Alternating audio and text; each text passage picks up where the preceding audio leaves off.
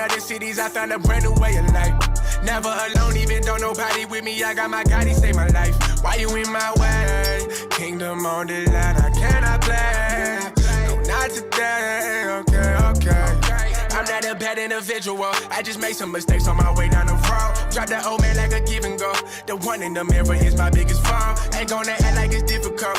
I gotta get right cause the time ain't gon' slow. Gotta do as it is written though. Man, I thank the Lord if you didn't know, he saved my life. I had to get the right living the sinner life. Could've went wrong. I done felt plenty times, but I'm in a fight. Still holding on. You need to decide if you really on this side. Then move along. And this is the end times, yeah, this is the end. Don't leave me alone. My father gave me the recipe, day to day I see that Satan be vesting me. I had to become a better me, walking different, had to switch up the energy. Wishing death upon the enemy, son of perdition ain't who he pretend to be. Now I'm steady learning lessons, searching out the blessings that Moses has said to me. For a while I was wild and the old man inside me had my vision blinded. Searching to find it, had to change up. Could've went wrong. Now I'm trying to stay up. Still holding on. I'm not a bad individual, I just made some mistakes on my way down the road. Drop the old man like a give and go.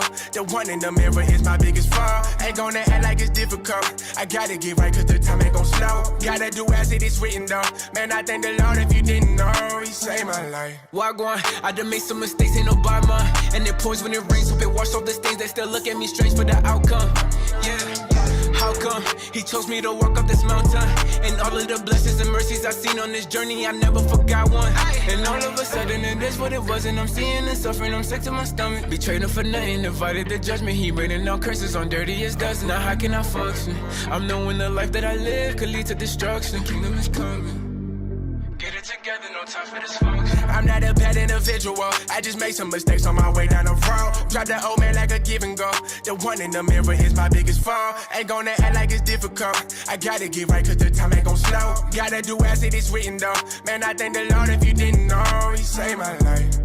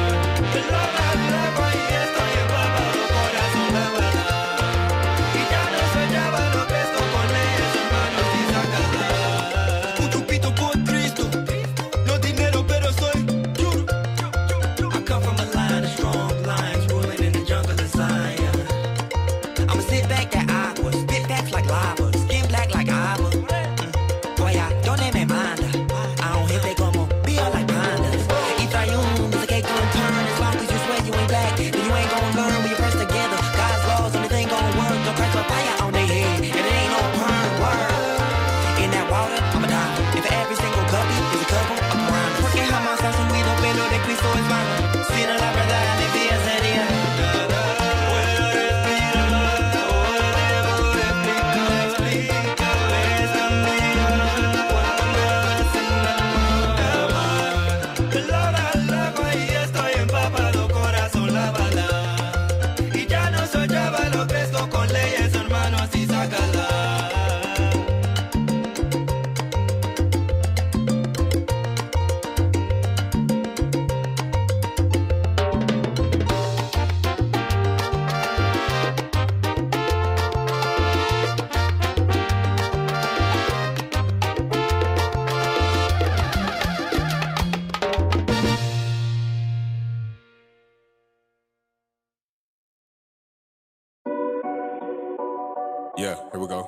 my headphones? Yeah, look. You are now flying. Look. They don't want the smoke, now they don't want the smoke. They don't want the smoke, now they don't want the smoke. They don't want the smoke, now they don't want the smoke. Been about the power, you can call me Ghost. I've been in a maze for 7 days. Esau running plays, I left the stage. He ain't got no answers, they killed the Panthers. Then the prophets back and we ain't taking ransom.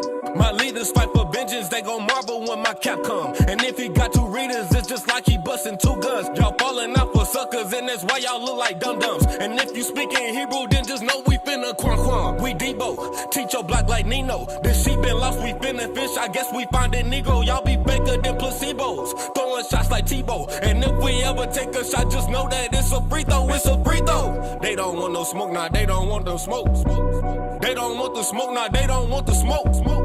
They don't want the smoke, now they don't want the smoke.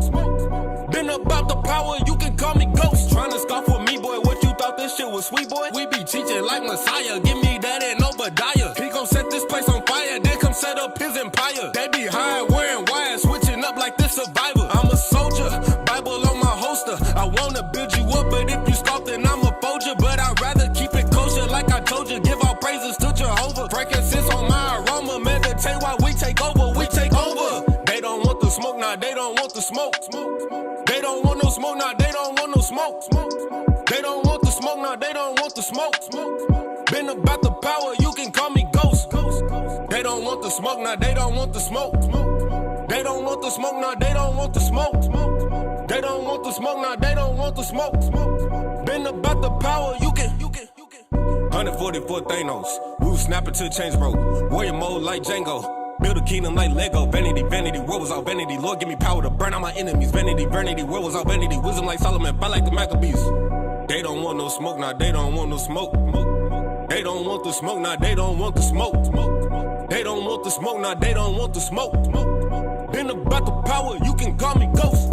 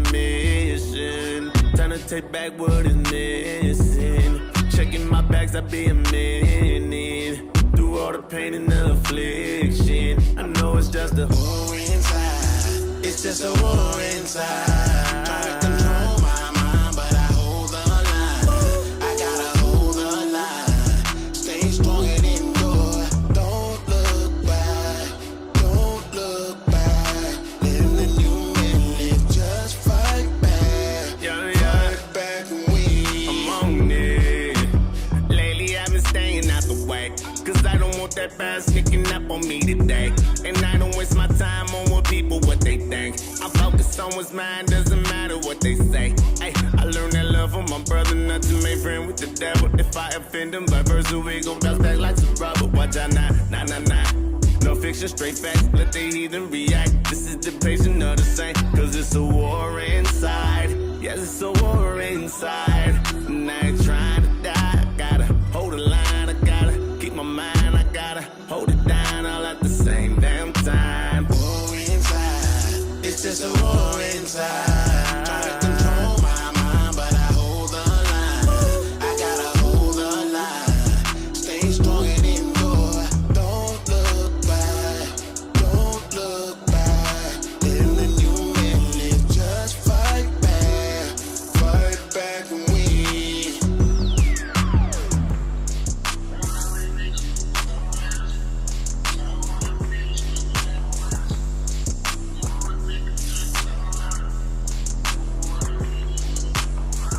I'm created to be upright. I ain't something that they don't like. You mean if you don't mind. Understanding it is no price. Worldly lust is what we don't need, but they can tell you what's contrary. You the greatest, but they won't say.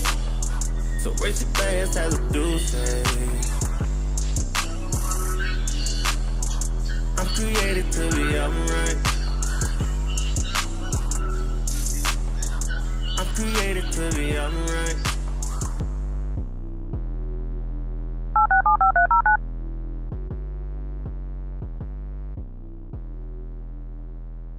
I'm created to be upright. Your show now, press 1. Your show is scheduled to start in 37 seconds.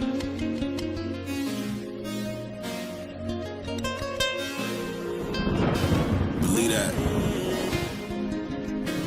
Clean. Singing the song of Psalms, place my palm upon a pond. I'm wading in waters with a wave that'll calm a storm.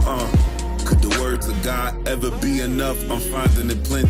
Details I couldn't just make up. It reminds me of Fenty. Comforted by your voice. Your show will go live in 5 seconds. 4, 3, 2, 1.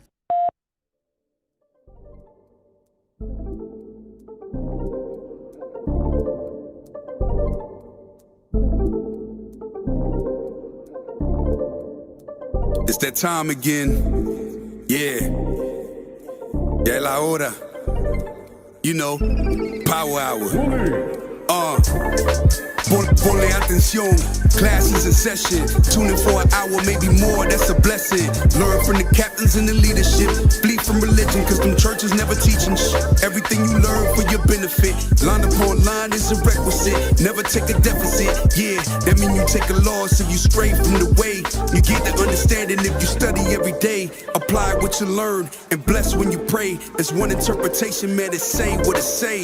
Ya viene el tiempo, entra para el templo. Aprende del maestro con talento. La Biblia es el centro, usando a Israel como instrumento. No te pierdas en doctrina como viento. Estudia y ora y aplica.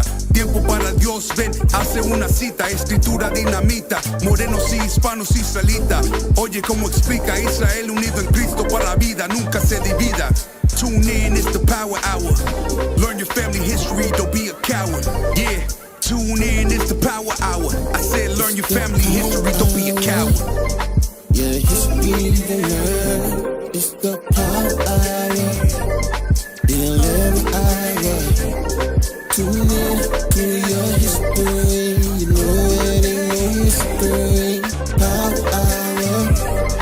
The 11th hour. You gon' learn your history. 11th hour. Power hour. Shalom, shalom. Welcome to the Power Hour Plus edition. I'm Deacon Joshua. Officer Zara. Officer Ishaiah. Officer Tobias. All praises to the Most High. We back in the booth. That's right. We had a week off, men's conference travel day. Was that because we had a week off, or was that because of... Because we back. That was all late. That was... The timing on that one was kind of late. The time you see, we're featuring Officer Tobias now in the shot. Single brother. Damn. From the tribe of Judah, looking like Logic. Hey, no, the only reason his name came up in my head is Captain Zakar was asking about it. He said, "Hey, who's that that rapper that looks white?" Oh man. I said, "Oh, Logic." I said, "It's Logic he talking about." Dang. I said, "Damn, we got Logic in Phoenix." Hey, all praise to the Most High. Officer Tobias, single brother, all right, looking for a good wife based on a good foundation. Right. Mm-hmm.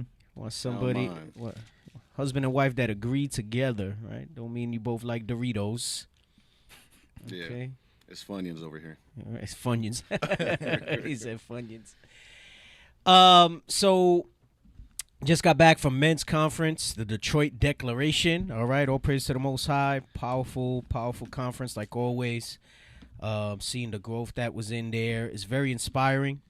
All the different topics and the continuation of us being an organized nation. You know, a lot of the stuff that goes on at the conference, you know, because we got a lot of haters. We don't necessarily put out that whole itinerary for people and things like that. But it's not just a bunch of us getting together and doing Sabbath-type classes for a few days. Right. There's things going on and things discussed that help better the men, that build the men. Nation building, continuing to expand and structure that organized nation. Yes, sir. Hey, I was telling to the congregation, I was doing Monday Night Law here at the school, and I was saying, look, something that Captain Ben Zion was saying on the mic, he's saying, brothers, stand up, you know, stretch. And then he was saying, brothers, repeat after me.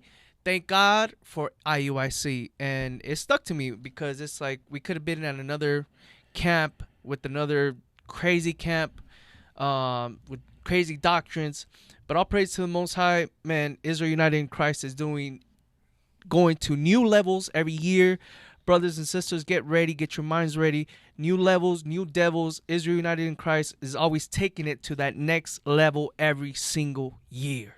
All praises, all praises. What about you, officers? All right, you got anything to say? I wasn't there.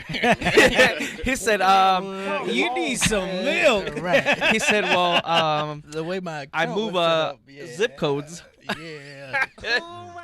Stuff happened, you know. Life, you know, it Come back, brother's in a different city. He was on one side of the valley, now he's on the other. I said, what? I said, a lot changed after conference. Right. All praises, all praises. Anyway, I haven't forgotten. We need to go back and we're going to continue to deal with that social constructionism because there's a lot of offshoots to that we're going to go into. I think it's very important that we discuss those type of things.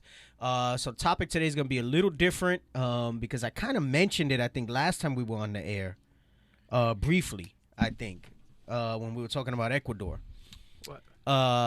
That I wanted to go over this thing with, I think I had mentioned that I had in some literature, and I have the books. Oh, today. yeah, history. About how we, to reinforce even more what the scriptures teaches us in 2 Ezra 13, 40 on down to 45, about the so-called Hispanics, native indigenous, being the ones that came over here to this side of the earth where we're at presently, the Western Hemisphere, all right?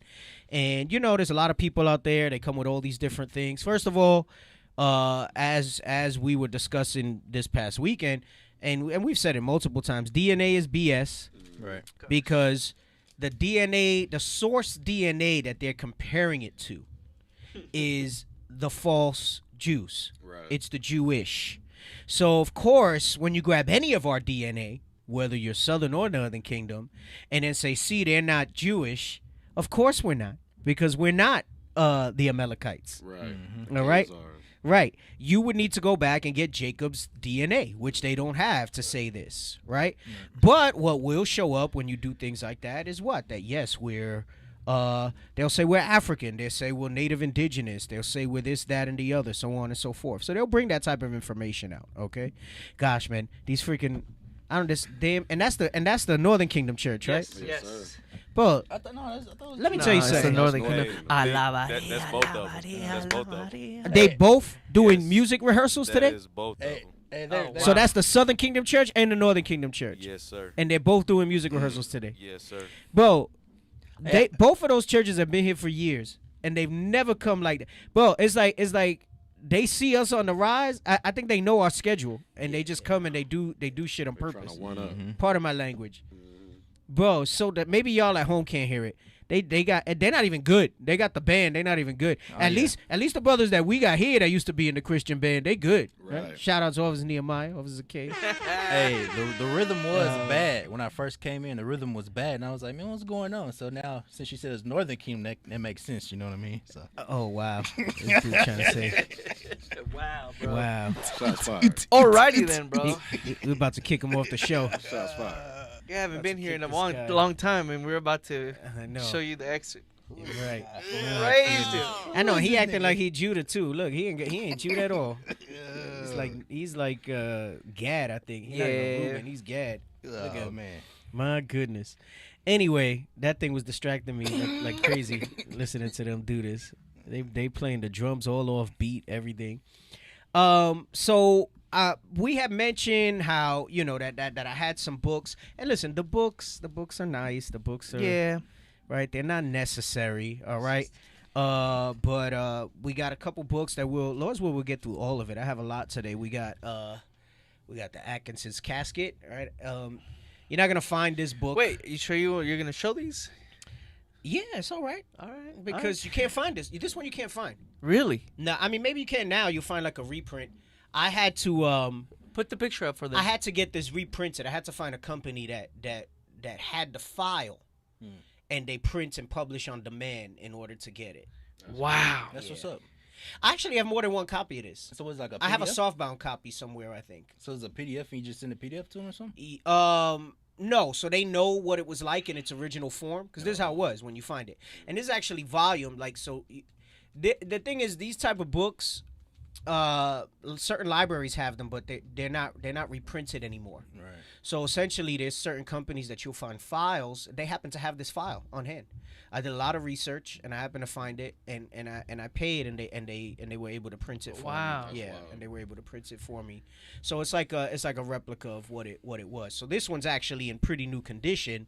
It's not like one that you would buy used that's been handed down and stuff like that. That's why I tell you, don't put your greasy fingers on the pages. Yeah, I put sanitizer. Don't put your taco. No, let me stop. Wow. Alrighty then. That's right. Oh, that was his spirit. That was his spirit that did that. It that was spread his it. Spirit. Right. Wow. I've spoken about. We've done shows with this book. We got American Holocaust, and there's actually a lot more in these books that I haven't been able to get into. I was asking Deacon Nathan, we were talking about some stuff this weekend. I said, bro, how do you go through all these books? Well, he says, I have a good research team. He goes, so they find a lot of information. They're always researching. He goes, so they'll get the books in front of me. And he was saying how, he says he really doesn't read through the whole book. He doesn't really have time to read through the whole book, but that he'll skim, he'll use the index for like keywords and things like that. Okay. And that'll help him find it. Because I told him, I said, bro, I got like so many books, but I don't really have the time to sit there and read them cover to cover. He was like, nah, just those are some tips and stuff that you'll find. And then I have the Aztecs. And this, I think I have the PDF in Spanish, Las Aztecas. And there's some pretty good information that's going to come out of all of these. Lord's will we get over all of it today. And we'll see. Okay? We'll see. I know Officer Tobias walked in. He was like, hey, man, what's going on there? We're about to. I'm excited. The Power Hour turned into a second edition of Our Hidden History. No, I'm not gonna be that deep. I don't got the researchers like Deacon Nathan, nor the gift that with him with history. That is true. That's true. Obviously a gift. So hey, but I saw Officer Jazz out there, and I was from Philly, and I wanted to talk to him. Like, hey, what's up, bro? Like, so drop some knowledge, some history on me, but I didn't get to talk to. You didn't get to talk to? Nah, but bro, imagine all that history they've been studying and things. Yeah. Wow. They got some good stuff as far as the history going on over there. So, anyway, so I guess, gosh, where do I want to start? Maybe I want to start with this video. I guess I'll start with this video. All right. So we're gonna jump right in. We're gonna go. So today's show, the topic is they came before Columbus. A lot of times we're out there and we're teaching and we're always bringing out how, as far as for blacks and Hispanics, Native Indigenous, our history, even though there might be some traditions written, like Gag gets real touchy about that. No, our history goes back. Yeah, but it's still not the right history. By and large, as far as most documented things and how the world's concerned, our history starts with the arrival of the conquistadors, right? When you're dealing with this side of the world, that's where the history comes into play, all right? And prior to that, the history that we do have is told from the perspective of our conquerors. Mm-hmm. And some of them did keep some. See, they all practice iconoclasm, all right? And iconoclasm means image breakers, okay? So it's really just a practice of changing images. I'm not sure if there's a good definition for it. You can look it up while I'm speaking. Iconoclasm. It's been spoken about before in the past. Here, various teachers in IUIC have used it. We've spoken about it on the show in the past. And yeah, let's see. Yeah, okay, let's put that up. That's fine. We can go with that one. And make it bigger. All right. Read that for me, Officer Tobias. Iconoclasm. The action of attacking or assertively rejecting cherished beliefs and institutions or established values and practices. Right. So if by that first definition, we're still under attack by iconoclasm. For example, when we teach and we show and the Bible bears witness that we're the Israelites, okay, they attack us and they assertively reject. Why are you moving it so much? Can you put it down so we can thank you? They assertively reject, right, the beliefs and institutions. They reject the Bible as it should be taught. And they say we're not the Israelites, right? They say that we're anti-Semitic, which is a misnomer because we descend from Shem. There's a lot of races that descend from Shem.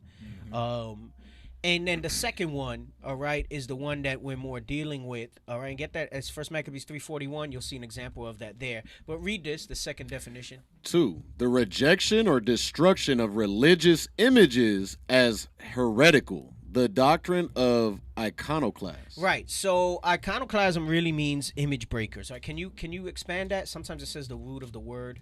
Scroll down. Iconoclasm.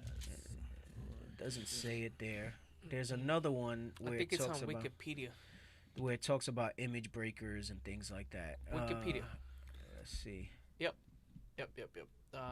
Go down. I just saw it. Figure to break. There it is. Yes. Scroll up.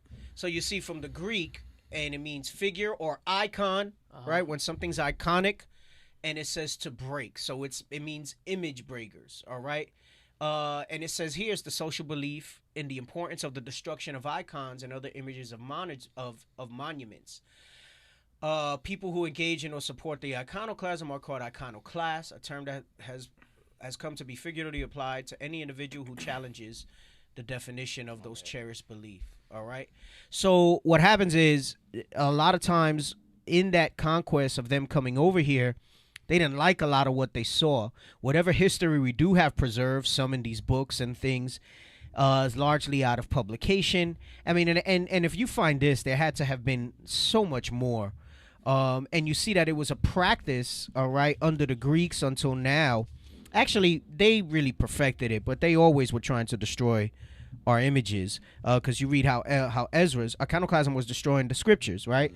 And Ezra's had to basically rewrite the Bible, right? As far as in the spirit, the Most High gave him all this understanding, him and some other brothers, and they put the scriptures out again because they were always trying to destroy it. That's a form of iconoclasm because they knew it was our history book, all right? But read this in 1 Maccabees 3:41, so you'll see one example of iconoclasm, all right?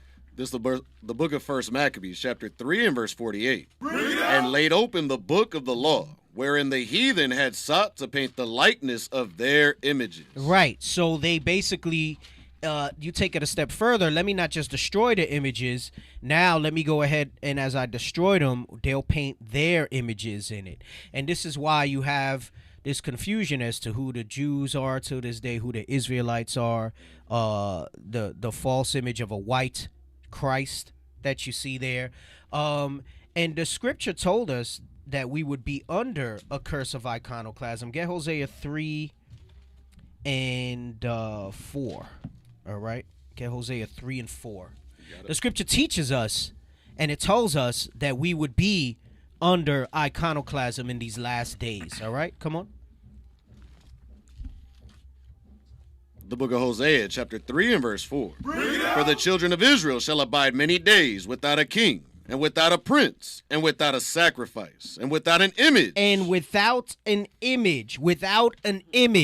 But they don't tell you why. Well, that's when you pair it with the curses and you understand, right? It was the Lord that brought that upon us. They said we'd be without a king and without a prince, without a sacrifice and without an image. Come on. Without an ephod and without a teraphim. Right. So letting you know that we would not have our images. We would not have those things. And you got some morons to this day talking about we're not supposed to have images. Right. If it tells you we would abide without them, and when you read in Exodus and parts of Exodus, Leviticus and Numbers, it talks about in great detail how we were supposed to set up the temple, certain things and certain images and things like that in great detail. So people say we're not supposed to have images. You dumb as hell. You better never watch the television. Stop looking at your phone. You're going to post on Facebook about not having images on the same device that has images in front of you. Freaking idiots. Boom. Make no damn sense. But what the scripture says is that you should not bow down and worship these images. All right? But people say that when their spirit cannot escape the white supremacist indoctrination that they have. Right. So they'll jive with what some of the scripture says. But then when it gets to the image part, no, well, nobody knows who looked like this, that, and the other. Jesus can't be black. But notice they never cared when a white Jesus was pushed, when Caesar Borgia was pushed, right? It's only when the black image comes up that you have an issue with that, that it makes you feel uncomfortable, all right? Not realizing the state of indoctrination that you're in. Right. So, our history largely comes from that. So it's important. Imagery is important for our people. Imagery is important for our people. It always has been, all right? The Most High has always showed us things and put a presence in front of us, right? If it's not of a person, right? In Exodus, you read about how we had the pillar, right, of fire. It was a cloud and then a pillar of fire by night. Okay, that's imagery, and it's important to our people to see that thing. It enlightens the senses. You read that in Sirach when it talks about the different gifts that he gave us, right?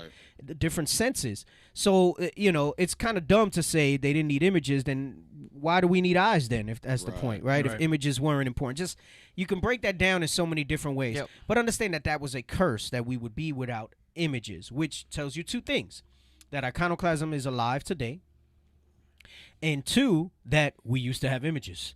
Right? So to say that there's no images doesn't make sense. There's images all over the world, right? And thing is, why did they break the noses off? Right. We're at war even in images. Yes, all that is there. All right, so that's iconoclasm. So a lot of times everybody talks about, America was discovered, and it's crazy because it obviously wasn't discovered if people were here. But they call it the age of discovery. They say it was the new world. Well, it was new to them. Yes. It goes to show you how white supremacist and white centric even their history is. Right. That somebody could be here already and they would say they discovered it. And it's called discover now. Right. Really, because by its very nature, to discover something means nobody has known about it before. Right. Yes. That's discovering, right? So they claim to discover it, and history books teach it, and nobody's ever questioned it. All right? But they're actually off. All right? So we're going to show this TikTok. How long? It was actually a little long, right? It was a little long, but it was really good. 4 minutes. But it's real good. Yeah. It says part 2. I wonder what part 1 was. But we'll start with this TikTok, and then we'll go into some of the books and some of the scriptures, and because what he's saying is actually biblical, and we'll prove that Lord's will today. All right, so go ahead, play this. Africans discovered America. It's very wait low. Wait up, stop it's very it, low. Stop it, go back, and then turn it up, channel whatever channel that is. And actually, get me a map of the Middle East attached to Africa, because he says something in the beginning. I'm probably gonna pause it a bunch to go over certain aspects. I'll send it to you. My gosh, these people are so damn loud. This is louder than I've ever heard it. Or maybe it's just been a few weeks and I haven't been here. They got a new drum. Oh my goodness. Oh my goodness. Gosh. Africans discovered America. That's not a fact. Facts change. Look at the evidence. Okay. The Olmec colossal heads. These 11-foot tall, 20-ton boulders found off the Gulf of Mexico dating back to 900 BC. Stop. What about so he says Africa discovered America. Now, here's the issue with that. he's not wrong, but he's not all the way right because he lacks context in explaining that. Because what'll happen is you'll have our people who'll get Afrocentric, and they're thinking dashikis and Wakanda and all this other type of stuff, right? Right. But we're gonna show you today is the Israelites who discovered America, and this is where I want the map because remember the term Middle East is an invention to create an illusion that it's not Africa, all right? But what's known as the Middle East is a part of Africa. It's attached to Africa, literally, all right? So I sent it. there right you now. go. So yeah, we can do the colored one since it's more pronounced. Let's do the colored one. Okay. Let's make it bigger. Let's do that one. All right. Just so you can see here. So that area that they call the Middle East, it'll be that orange, blue, all this right here. They call that the Middle East, right? Iran, Turkey, all of that. But look at where Israel is, all right? Jordan, everything else. And then look at what it's attached to. All right? Egypt. And look, you see the landmass there and everything. What is it? The Suez Canal that they use to like separate it and try to say, see, you can't walk over anymore. But if you look at the map, that's actually part of Africa. Like literally attached to Africa. It's part of Africa. But they came up with this term, and I forgot, there's like a link on it. Bishop Nathaniel's gone over it a bunch of times. And they told you that up until like I think the late 1800s or early 1900s, it was considered Africa. Middle East is a new term. They completed Suez Canal November 1869. Right. So late 1800s is when they started to say, okay, now this is the Middle East. So when he says Africa, okay, discovered America, he's not wrong, like I said, but he's not all the way right. Because what he means is, and what he should be saying is that the Israelites discovered it, right? It wasn't, like I said, that's what I'm saying. It wasn't like the Hamite tribes that did. It was Israelites that discovered it. And he's not wrong in that. The cradle of life is in Africa, just not where scientists say. Scientists say it's like a little north of South Africa and so on and so forth, because archaeologically they found some first bones there that they can trace back and all this other stuff. But the Bible doesn't tell you that. No. It gives you a general direction when it talks about the rivers of where Eden is and so on. So you'll read some of that in 2nd Ezra 7. 6 and 7, I think it helps you with Genesis. But it talks about that. Pison and all of that, and it gives you an idea more or less, and that's the cradle of life according to the scriptures. All right, so let's go back and let's play this TikTok. And it's heavy how the Lord had to put it in great detail where this river, that river, right? Man, he gave an approximation, of where it was. Yes. Africans discovered America. That's not a fact. Facts change. Look at the evidence. Okay. The Olmec colossal heads. These 11-foot tall, 20-ton boulders found off the Gulf of Mexico dating back to 900 BC. What about them? I mean, look at their faces. Some of them look Native American, yeah. But others, big noses, big lips? Come on, they're African as fuck. Why would huge African heads be in Mexico? The Olmecs and the Africans coexisted. It wasn't a journey of conquest, but one of trade. West Africans had copper. He says the Olmecs and the Africans coexisted. Right. Again, we're going to point this out. The Olmecs and the Africans, it's the same people that he's talking about. Right. All right. And again, we're going to watch this clip, and then we're going to show you with the literature that we have and scripturally what it's speaking about. Okay. So, yeah, they coexisted because they were the same people. All right. That was under the time of Solomon that they came over. And under Solomon, we were a united kingdom. So that means northern and southern kingdom came over. They did coexist. And at that time, we weren't mixed with Esau like that. Right. We weren't like what he said. Oh, why they look black? Yeah, they look Native American, but they were black too because we weren't conquered by Esau. Right. Because remember, it really started with the Assyrians mainly for northern kingdom. So it's not even just Esau. It's a lot of races that you have that going on in there. And even at that time, Persia, Assyria, Babylon, they were black. Right. Not until the 1400s where they conquered us, and then that's where we started mixing up. And then you got the what's it called that in Mexico where it has caste, the caste system. Las castas. Yep. So now at that time where he's talking about how the Olmecs, we weren't like me and Officer Sarah, we weren't light skinned. And officer, like all of us in this room, hey, what's going on? Right. We weren't light skinned. Well, understand something too.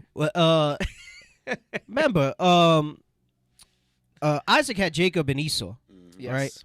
So there was even variability and shading amongst ourselves even before any captivity. Yo, I was reading. So you have to understand that as well. We weren't all, Dark skin. well, I'm not saying we were all extremely light skinned either, but we weren't all. So yeah, you can't speak all like in absolutes in that regard. Right. The thing is, we don't want to give Esau too much credit for complexions and things like that, right? Because that goes into just like they were talking about this 1%, weekend, 1%. right? Like their sperm is just so strong that they just right that it got everybody light skinned. I was reading Jacob and you brought this before a long time ago about how the cattle, they were brown and they were speckled and what have you. You got to break it down sometimes because I was like, I couldn't. I was reading it and I didn't get it. Oh, that's right. I remember when I went over that. You went over that some time ago, right? Well, but I mean, what that actually goes into more how the Most High always wanted like certain separations. So right. Like for example, we used to have the understanding with the mixed fibers, right? That you couldn't mix fibers at all. Mm-hmm. But when you go into more detail on it, it means, think about it. It talks about not mixing linen and wool very specifically. Now, it doesn't mean it's just those two fibers, but what's the characteristics of those two fibers? One comes from an animal, one comes from a plant. Linen is cotton. It comes from a plant. Wool comes from an animal. The Most High didn't want us mixing animal and plant like that to make clothing. That's what that's going into. So when you have like poly blends and things like that, there's nothing wrong with that. That's not sin. That's not sin. So your socks are okay. Your socks are fine. Your underwears are fine. Right? Your shirt that has 3% spandex and cotton is fine because one is a plant and one is synthetic, right? The issue that was had there, and Bishop Kanai went over this recently when he was going over like the fruits and the way, it was that's where that comes from, because there's still a lot of people out there that are with that old understanding. I think I even did a topic on. I don't know if it's up on. There's a lot of classes I did over the years here that didn't make it because you guys sucked back then. Rest in peace. We lost it and everything. Audio was terrible. That didn't make it up onto the thing. I went over it, and then Bishop Kanai went over it. And there's another scripture that Bishop Nathaniel had posted a while back that talks about the roebuck and something else, and it goes into that. And it was basically expounding even more on the fabric. All right. So when you're dealing with clothing, right, it's not mixing animal and plant fabric. That's what it's going into, because you weren't supposed to do things like that. That makes sense. So that's kind of more what the cow thing is going into. But I think I had brought the example of it foreshadowing kind of us being different. Yes. Yep. I remember vaguely going over that. It was a long time ago. A lot of times I don't have notes for that stuff. It's just like I'll comes out. and it comes out and things like that. So I was remembering that you were going over that, and I was like, "Damn, I gotta ask you," like, because I was reading it, I was looking up words, and I was like, "Oh gosh," I was trying to picture it in my head, and I still couldn't. Right. That's where the images come in. We need an image. Dang. Right. But yeah, because you still got a lot of people out there that are freaking out about the fabric and the mixed fabrics, and it's not. And nowadays, man, it's not gonna happen, you know. And then also, it's also talking about interwoven too when that does happen, right? So you might have like a wool coat with like a cotton lining. It's not woven into the fabric that way, so it's not talking about that. But anyway, I say that to say, because you said the thing with the cows and the herds and the speckled with the unspeckled, and it made me think about that. But all right, so he says that they lived together. We're pointing out that, of course, they did, because we're going to show you today that it's the Israelites. All right, I'll try to not stop as much so we can play this through. Come on. You can play it so I don't have to listen to the Christian music. Point of trade. West Africans had copper, metalwork, and gold, and Mexico had maize, corn. Then where's the evidence? There's maize crops in parts of West Africa that predate Christopher Columbus by centuries, and those crops aren't native to Africa. It could have only been brought over from Mexico. Right, so stop. Here's what he's saying. That's heavy right there. Get the one where it says they were picking corn in the New Testament, all right? To show you the connections that he said, because you read that, I'm sorry, most people hear that and they're not thinking about what he's saying. You said it's heavy what he said. Really? He said corn is not native to the Eastern Hemisphere. Really? I didn't know that. Corn is not native to the Eastern Hemisphere. Wow. And until we had this understanding of Solomon's journeys to this side of the earth, that made a lot of sense to us, right? And say, yeah, corn's not native. The New Testament, Christ and his disciples were picking corn in the field. It talks about that, right? Matthew 12. All right, so let's read that real quick. What verse? 1. The book of St. Matthew, chapter 12 and verse 1. Right, he says maize is maíz, all right? That's how we say it in Spanish, all right, maíz. Maíz is not even the Spanish word. It's actually the Aztec and Mayan word for it, maíz, all right? Yeah. So corn, right? So he makes the point that corn, all right, is not native to the Eastern Hemisphere. And we used to say, they're lying, that's not true, because Christ was picking corn with the disciples on the Sabbath day, and they made a big thing out of it. But with what we're going to bring out, understanding that we came over here during the time of Solomon, it would make sense that corn then made its way back over to where we were at. Okay? Go ahead. The book of St. Matthew, chapter 12 and verse 1.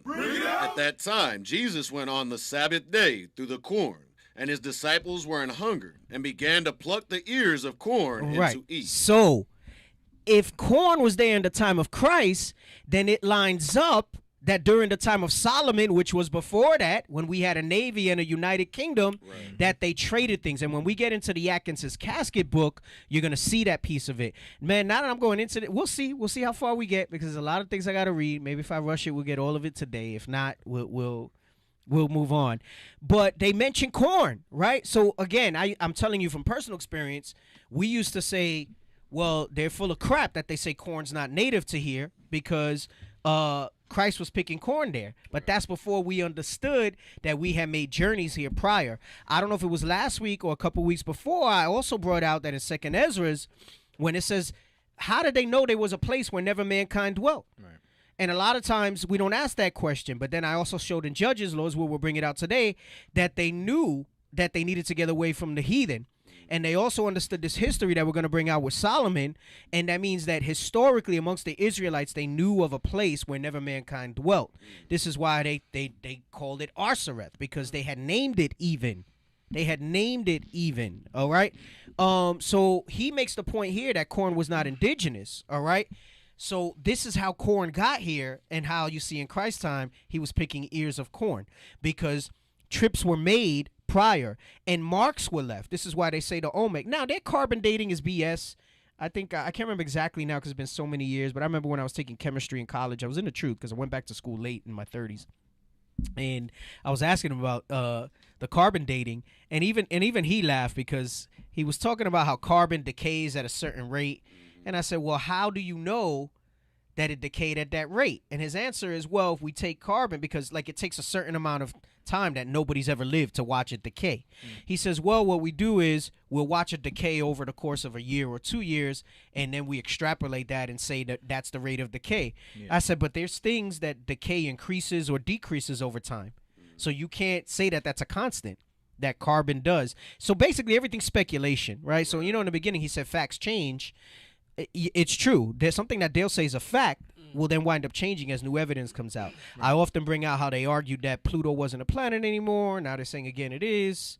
Different things like that they try to bring out and discuss. Like with us, the water rises. Right. Hey, I think I had to explain it to my son recently about that, because something came up. We were listening to a song or watching something, and he was asking something about science. I can't remember the exact details.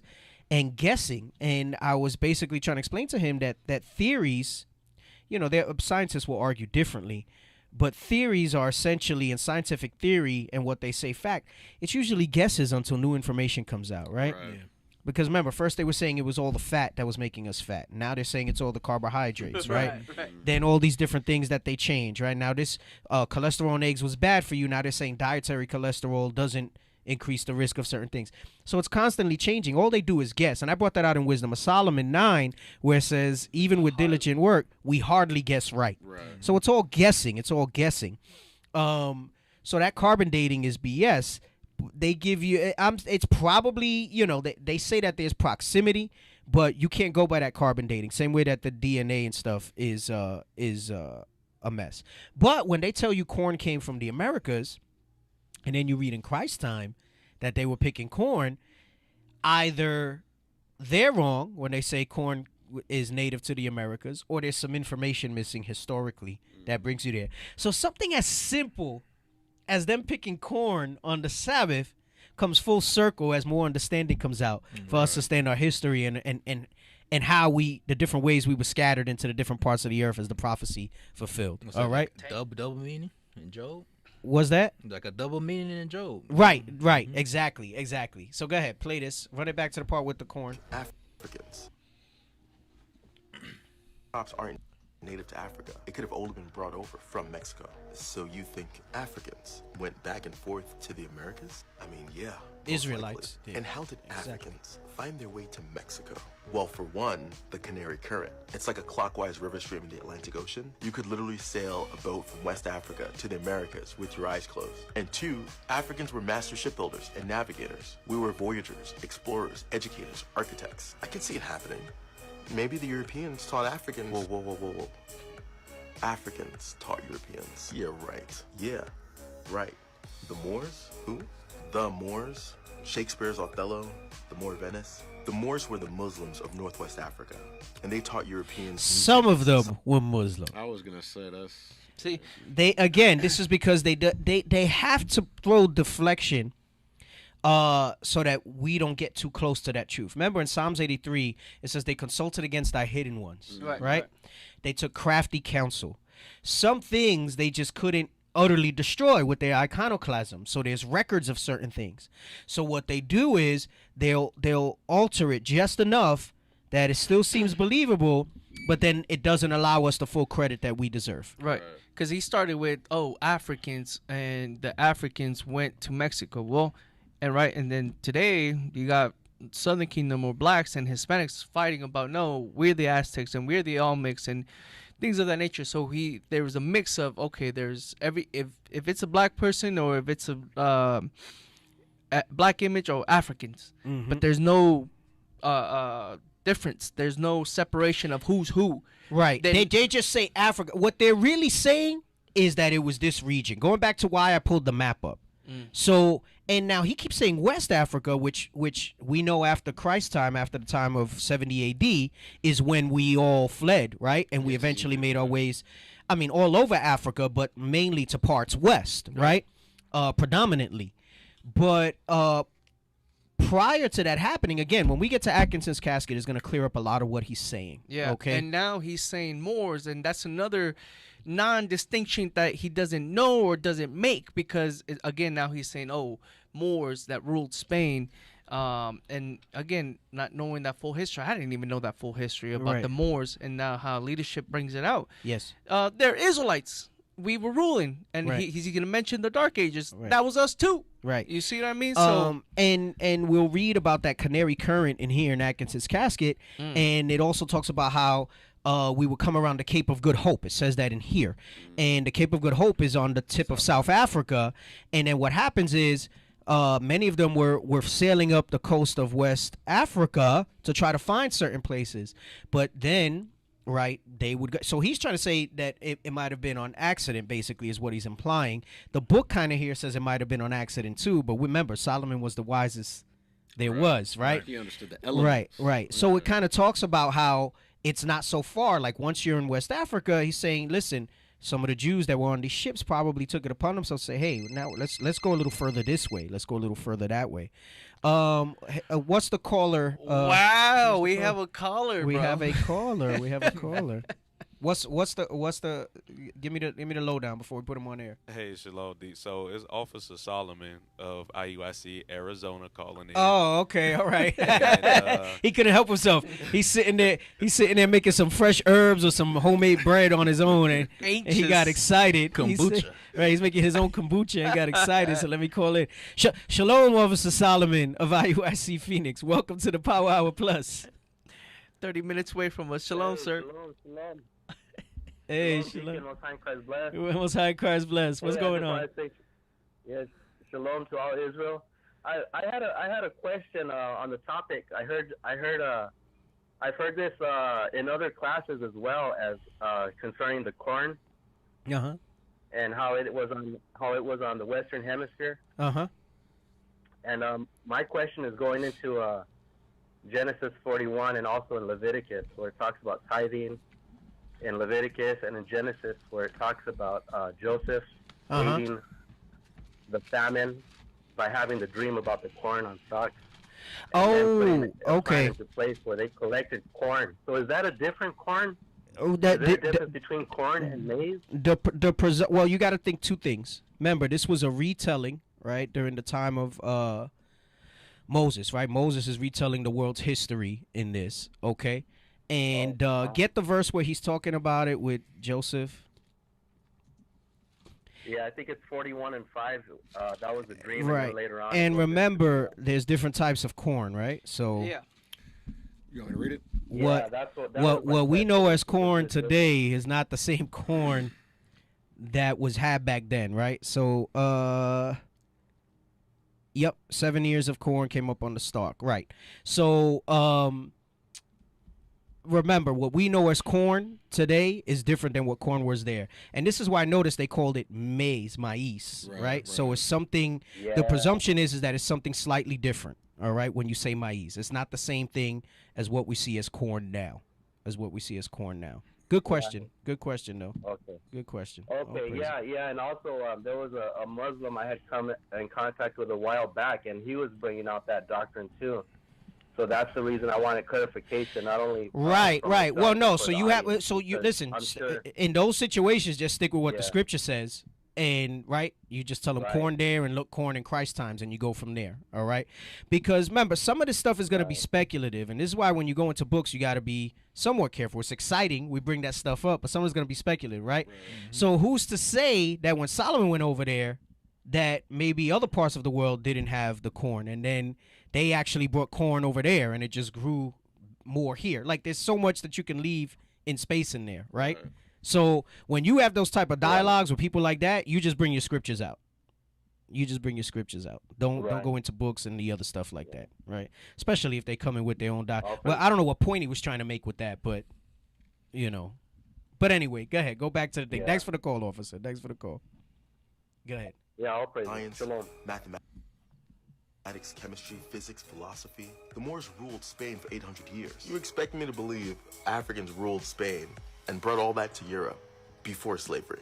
Yes. There were well-lit paved roads in Spain hundreds of years before a paved street in Paris or a street lamp in London. Africans were advanced. You make the Moors sound like the Jetsons and the Europeans like the Flintstones. It's not my intention.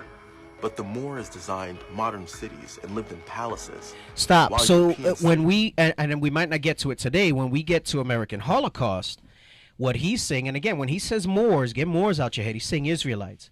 And what he's saying there makes sense. Remind me to make the connection if we get there. If not, and if we don't get to this till next week, we'll go over it and we'll play this part of the clip again. But you'll read in this book here, American Holocaust, by David E. Stannard, that the accounts of the Spaniards when they came over to this side of the world is we had paved roads and magnificent cities and chambers of commerce and bridges and roadways. And out of their own mouth, they said we were more advanced than the Europeans in many of those things. The only thing where they were more advanced than us was weapons. And that was their gift. Right? Remember what talks about the spirit of Cain? You have Tubal Cain, who was an artificer of different weapons, right? And then you read in Genesis is it 25 about Esau and the blessings. 27. Yes, sir. And Esau and the blessings, and his blessing was that by the sword he would live. So the only thing where they were more advanced than us was gunpowder and things like that, right? But they weren't more advanced in everything else as far as civilization was concerned. Correct. All right. And history accounts for that. All right. Now, the book I have here will tell you it's largely speaking about Northern Kingdom, but you have to understand something. That gift comes to all Israel, right? So what he's saying about the Moors here reminds me of what it says here. So it wasn't just what they did in Europe, okay? It's what we wound up having on this side of the world. All right. What were you gonna say? And two things. And they used Southern Kingdom to when they came out here. Okay, now let's conquer. Help us conquer Northern Kingdom. And another thing, everything he's going over, and that second person that he's supposedly talking to, the one with the red shirt.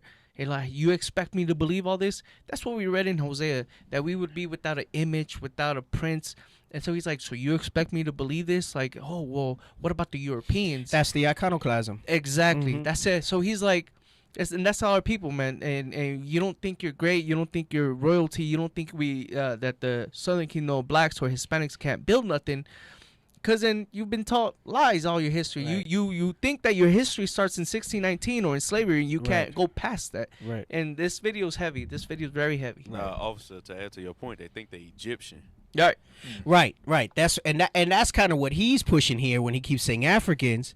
But like I said, he's not wrong. It's really Israelites that came out of what's known as the African region. Is what it is. So it's Israelites. It's Israelites that he's speaking about. But go ahead, come on. In barns alongside their animals. That's disgusting. The Moors taught Europeans hygiene, music, fashion, chess, three-course meals, tablecloths. Many of the things you attribute to Europe being advanced and civilized were taught to them by Africans. Okay, tie this back to Africans discovering America? Oh, wait. Do I even have to? With everything you just heard, could you not see how it's possible for an advanced people to journey to the Americas while Europe was literally still in the Dark Ages? There must be another eyewitness besides the Africans. Yes, Christopher Columbus wrote in his journal how Native Americans confirmed that black-skinned people came from the southeast on big boats, trading in gold-tipped spears, long before he arrived. If this is so concrete, how come it isn't common knowledge in history books? Well, whoever controls the past controls the future, right? Why can't we just look to the future? Why is the past so important to you? Let's say from the day you were born up until last week, I erased your memory. All your experiences, everything you know to have been your existence, gone. How would you feel? I mean, I'd be lost. Afraid. Stop. So you see that? So without that history and why we go over those things, listen, at the end of the day, it's keeping the commandments and the faith of Christ as an Israelite that's important. Above all this thing with history that comes out. But I know the excitement that it is for people, because the reason why history is so exciting when history comes out, I'm reading in the comments, everybody's like, oh, I love the history. The reason why it's so exciting is because deep down in your spirit, you know the history that they gave you about us is a lie. And it wasn't sufficient. And they run around telling you these things. You made it like so much worse with whatever got touched just now. I think it's over there. It feels staticky and stuff like that. All right, but go ahead, play it. Future without knowing your past. That's why history is so important. And you want everyone to know this. Could you imagine? No. Check it out. Stop. Right, it's funny. Somebody get that man some security. Right. So he's saying you want everybody to notice, right? And mind you, he's not even 100% on point with this. He's talking about Africans and stuff. So you imagine the extent of this type of information comes out. So watch what happens now. Come on.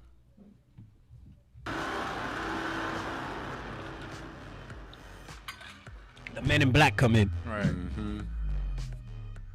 It wasn't a dream.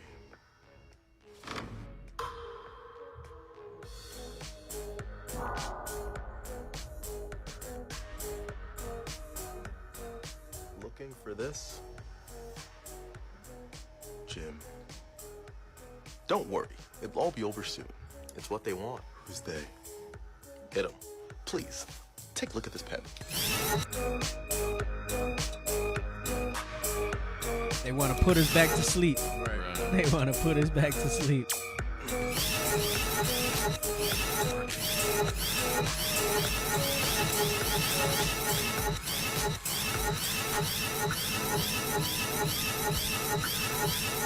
Like you were saying, it's those bones that they throw in history. You know, that's right. That's what distracts us from the real truth, right? Right.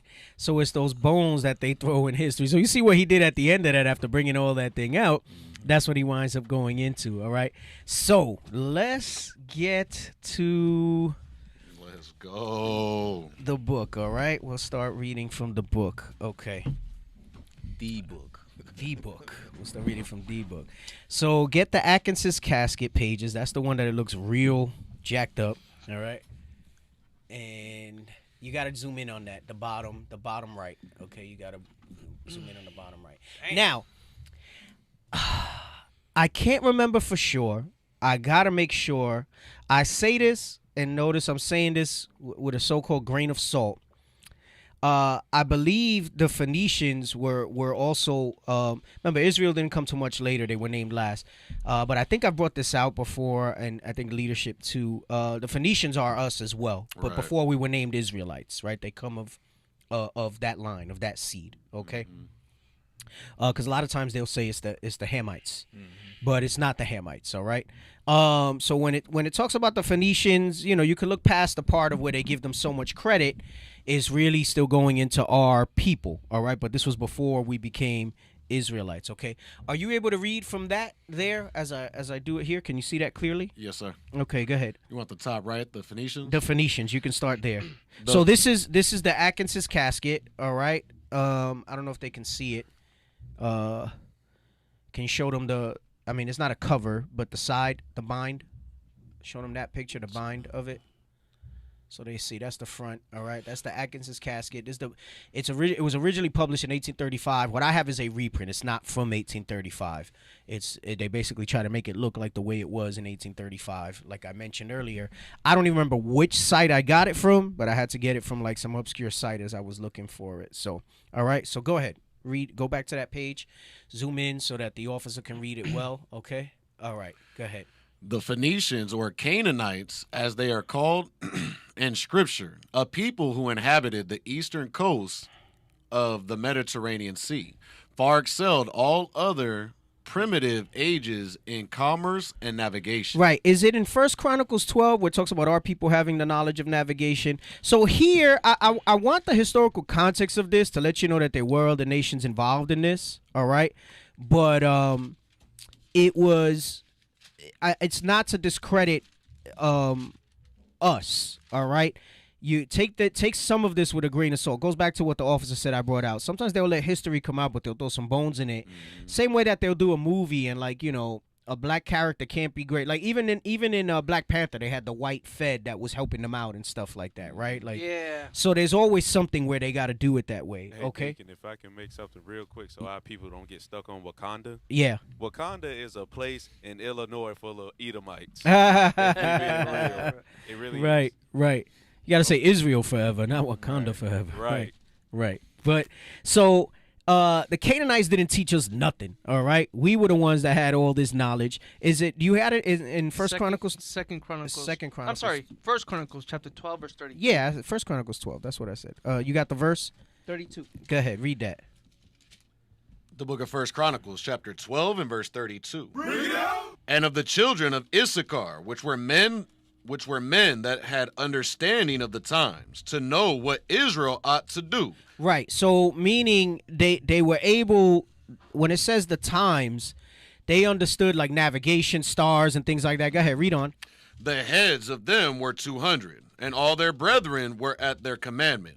Of Zebulun, such as went forth to battle, expert in war with all instruments of war. Right. So the point that I wanted from there is that there were those in Israel who had understanding of that, okay, navigation and things like that. And as we read the historical facts, you're going to see that. Now, what we're reading first here, they're going to say, I'm reading it to provide context. At first, I was like, I'm not going to bring that out because then people are going to get confused and think somebody taught us something. That's not how it is. But remember, they'll let certain history out, but they got to alter it, right? Just like they let the Moors out. Yeah, the Moors were great, but they weren't you. They were Arabs, is what they try to say, all right? They were Muslims.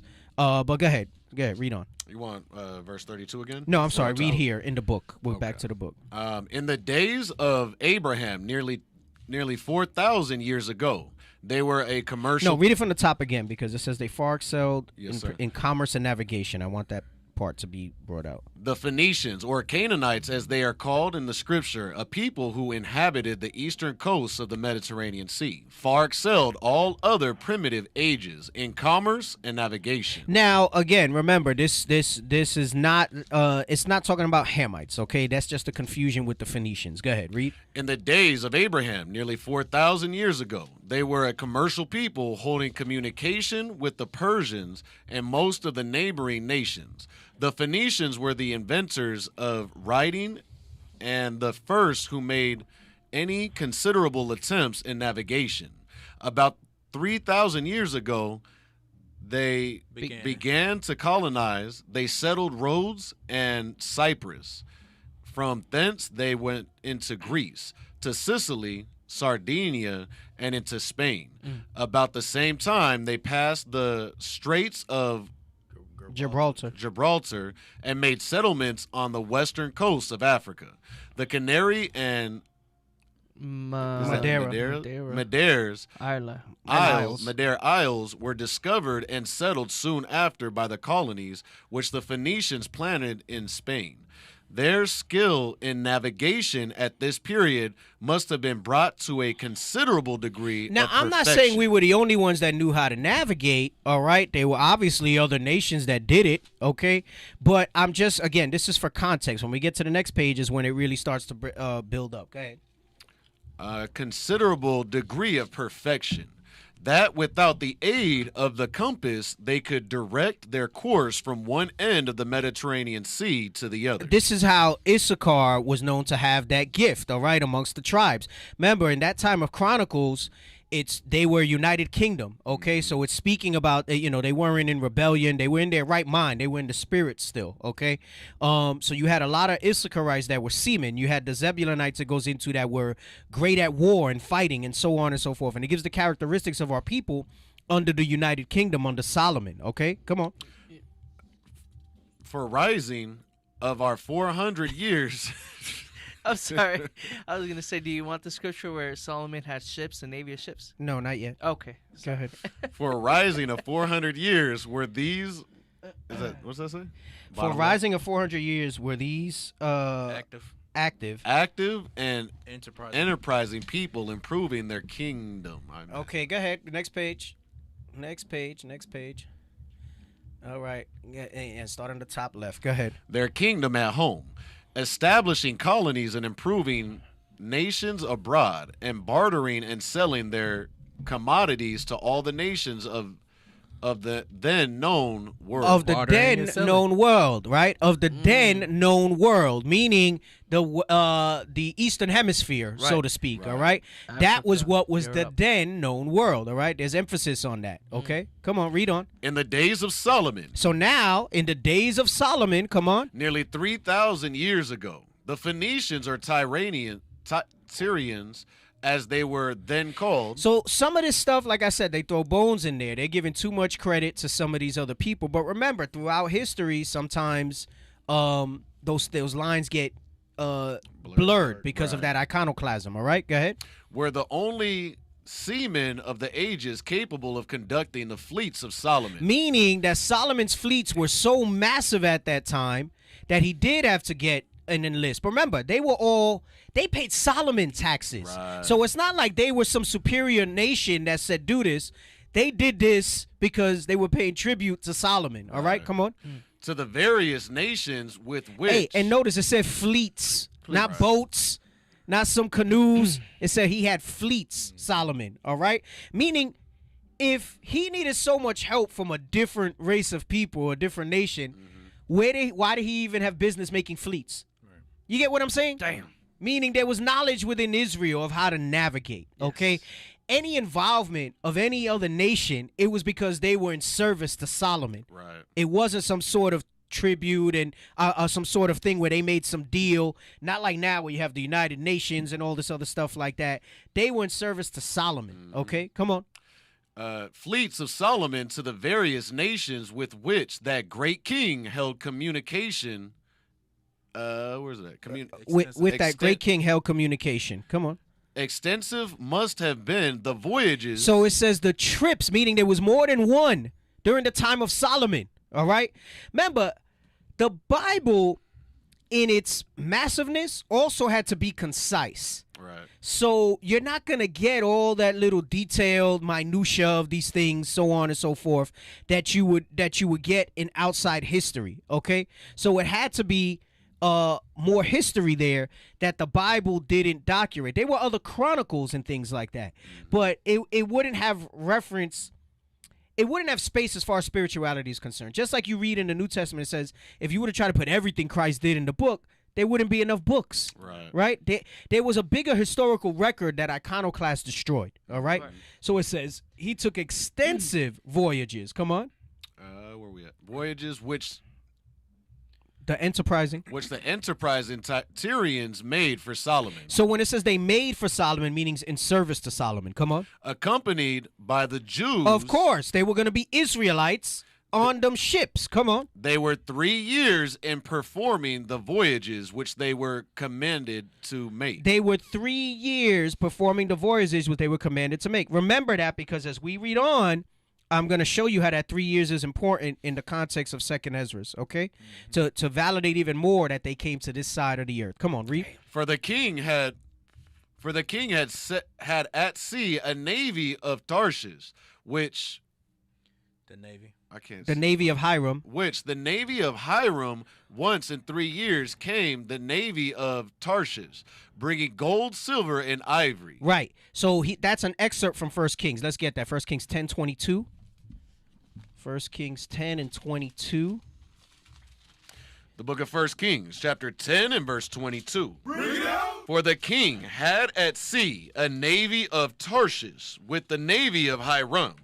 Once in 3 years came the navy of Tarshish, bringing gold and silver, ivory and apes and peacocks. So King Solomon exceeded all the kings of the earth for riches and for wisdom. Right. And then to prove my point that these people were in service to Solomon, read the next verse. Verse 24. And all the earth sought to Solomon to hear his wisdom, which God had put in his heart. Right. So they wanted to hear Solomon. But the point was he had that extensive navy. All right. He had fleets.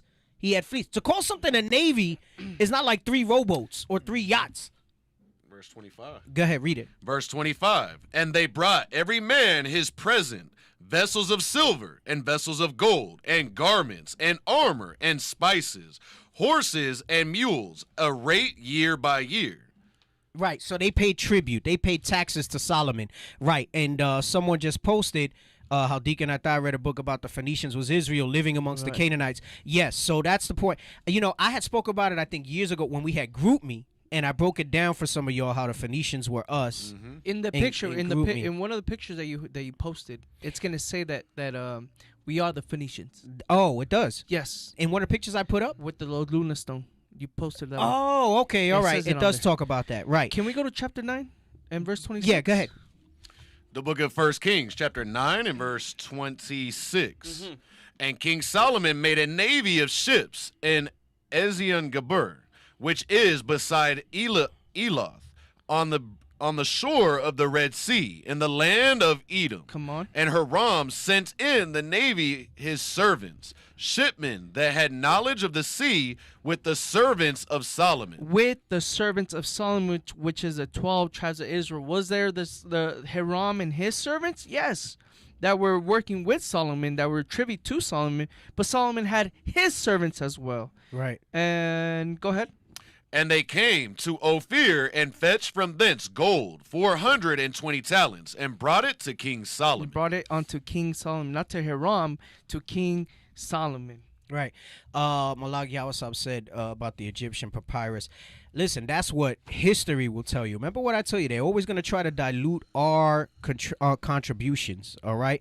Who was enslaved under the Egyptians? Us. Do you think that America, do they give us credit for the inventions that our people made? Not at all. No, they take credit. So, no, that was not the Egypt. We didn't take nothing from the Egypt. The scripture says, what is it? They sought out to Abraham. No, right. They sought out to Abraham for knowledge. And the other one where it says, not a dog shall wag his... Lift his tongue, yeah. Right. Against the children of Israel. Right. Get that real quick. Letting you know that all these other nations were nothing, less than nothing to us. They stole everything from us.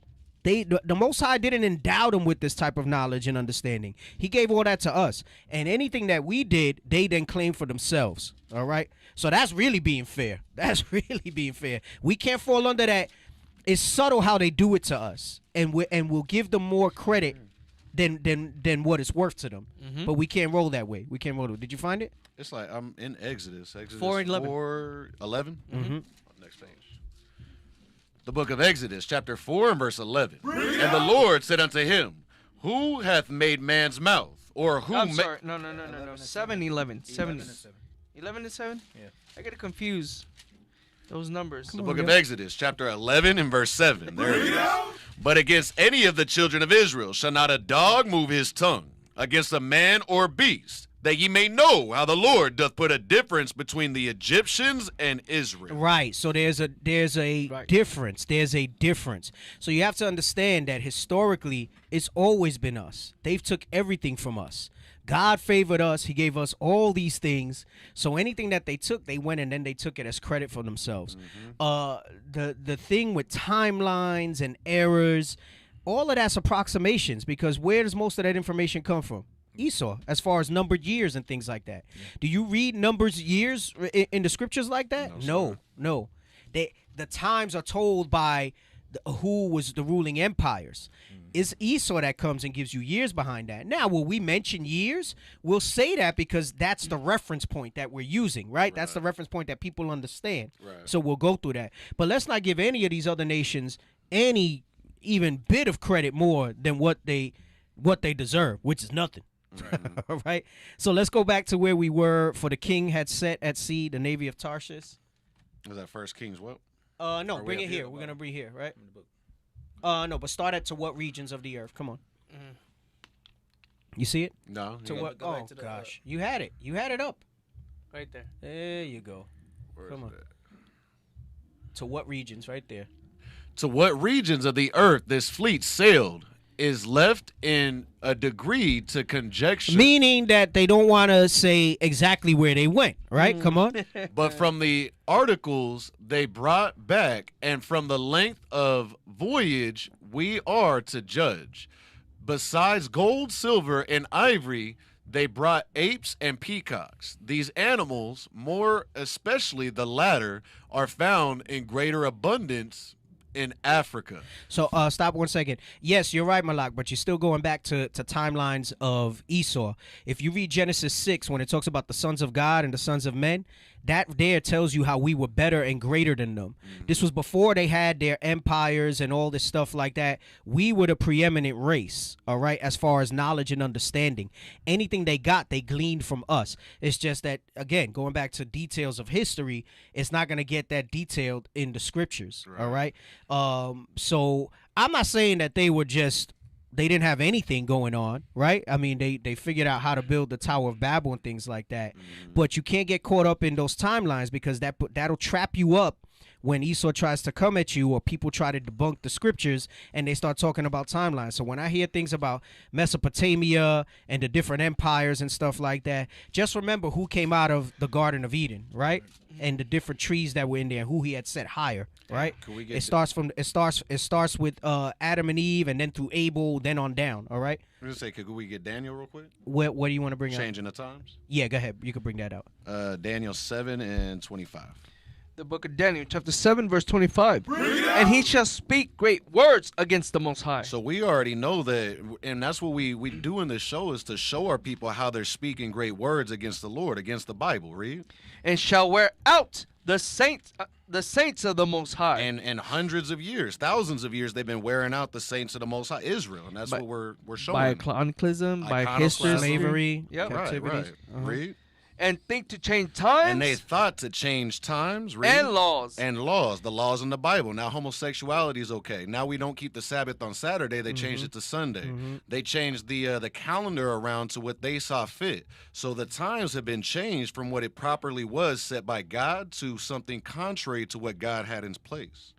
Read. And they shall be given into his hand until time and times and dividing of time. And that's important too, because at that point, as we continue to approach that time, it's going to change back to its proper place. It's going to go back to the proper timeline God had in store for us. Right. All praises. All right. I see what he's saying. Yes, you're right. Then they started taking stuff from us. But yeah, we just got to be careful when we start going into timelines like that and trying to.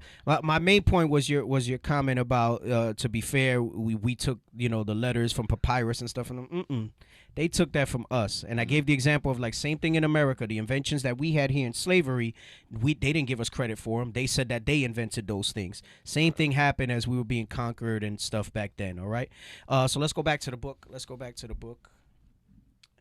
And so it says, besides gold, silver, he brought apes and peacocks. Now these animals, go ahead. I can't even see it. Where we at? Right there, these animals. Okay. These animals, more especially the latter, are found in greater abundance in Africa than in any other part of the world. And indeed, and indeed that seems to have been the place of their nativity.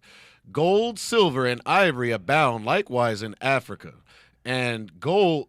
And in the more southern parts of that quarter of the globe, numerous species of the apes kind are found. Right. So he's saying, as they were taking their journey, this goes back to what I said when the guy in the TikTok was saying they came from West Africa.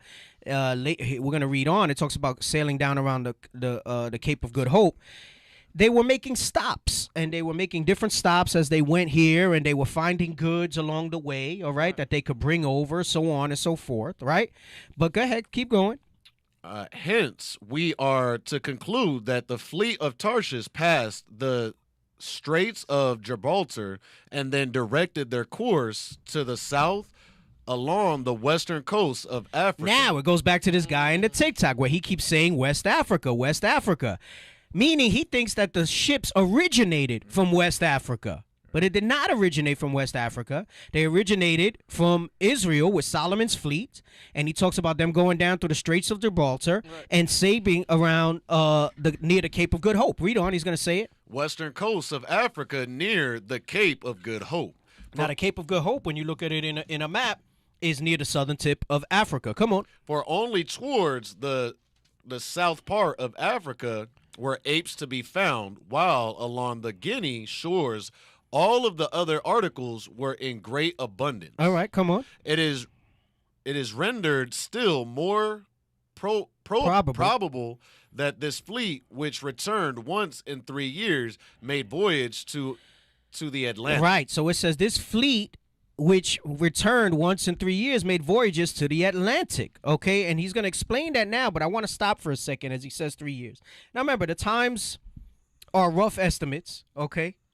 But let's get 2nd Ezra, 13 and 45. The book of 2nd Ezra, chapter 13 and verse 45. Remember, it said it took them 3 years to return. Yes, sir.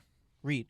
For through that country there was a great way to go. This country, Arsareth, where they were going to go to, right, which the Jewish Encyclopedia teaches us, and let's get that with Arsareth. Let's read that up. It says it's this side of the earth. Come on, read. Namely, of a year and a half. They said the journey to get here towards the Atlantic, all right, to this side of the earth, is a year and a half. Come on. And the same region is called Arsareth. Now, go back to the book real quick before you get Arsareth. And read where it says it is rendered still. You guys got me? Yep, right there. It is rendered still more probable that this fleet, which returned once in 3 years, made voyages to the Atlantic. So if it takes me an hour and a half to get to Flagstaff, let's say, it doesn't. It probably takes 2 hours, right? To come back, how long is it going to take me? 3. An hour and a half. How long would I have been gone for? 3 hours. So when it says that it took them 3 years to come back, and now he's talking about the Atlantic, the Bible says it took the journey about a year and a half for them to get from this side of the earth to what's known as the Americas, which we're going to read as we pull up Arsareth. Then that 3 years, just by that timeline and based on what the scripture says in 2nd Ezra 13:45, will tell you that they came here.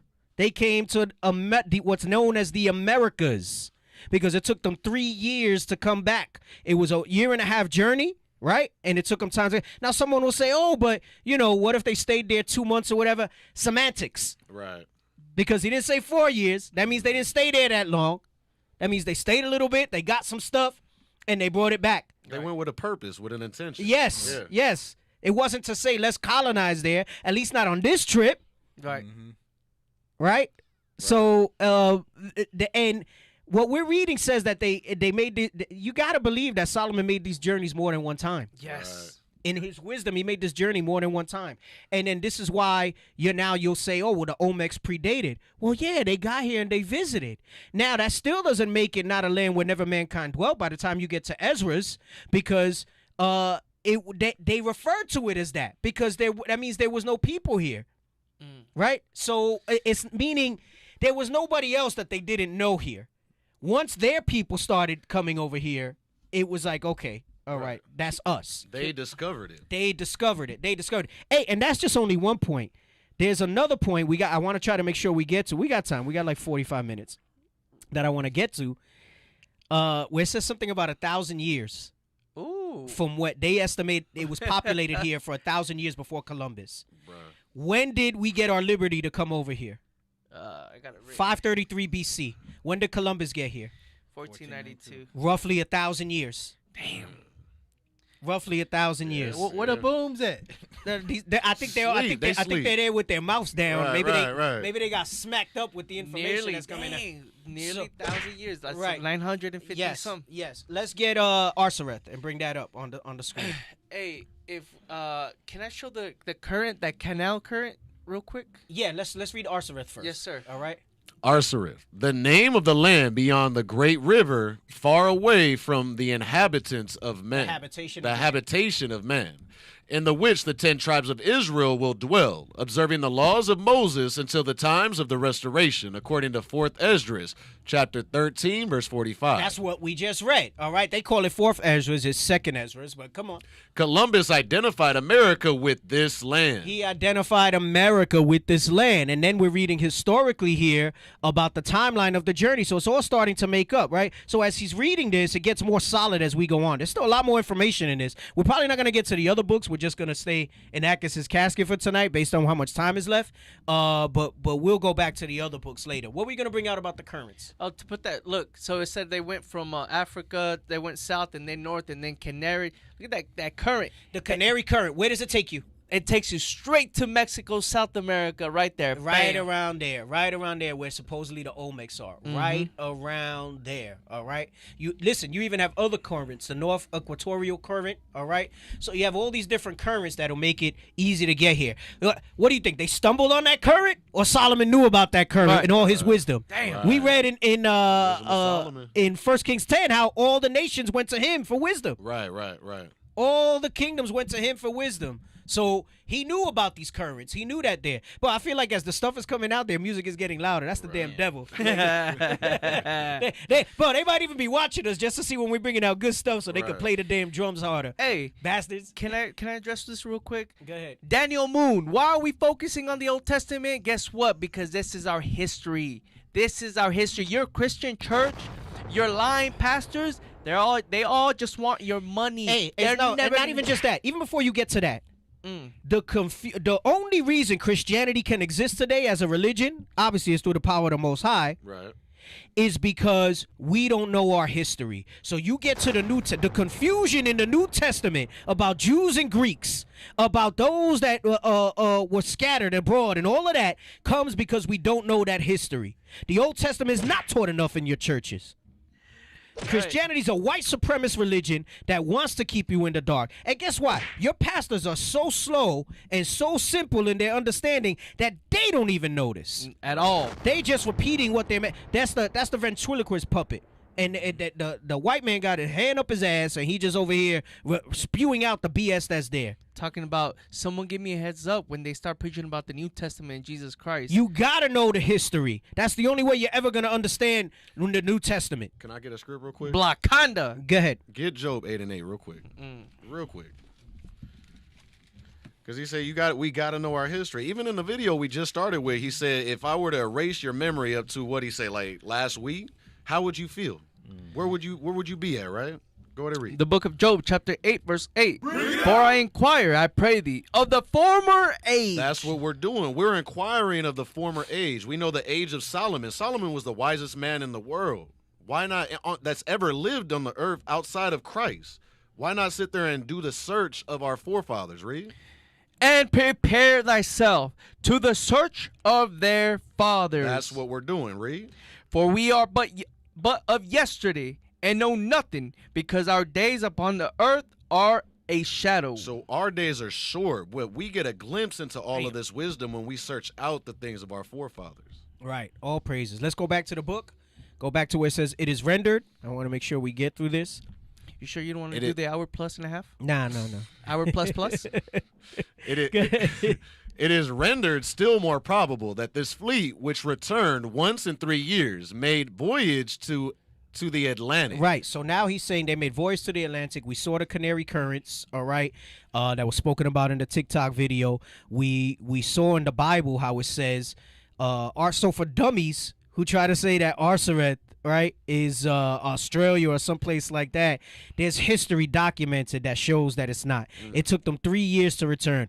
The Bible says it took 1.5 years for them to get here. That's a round trip. Right. That's a round trip, right? And remember, these are roughly approximations, okay? Come on.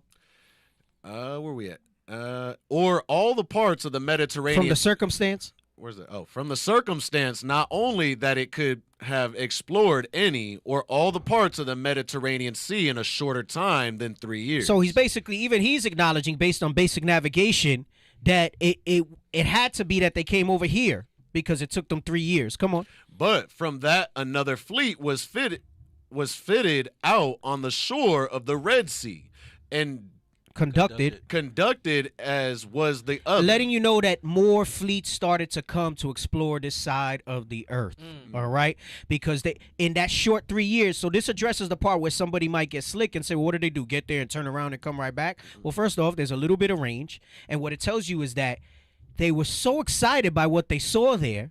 Right? Think about it. They got there.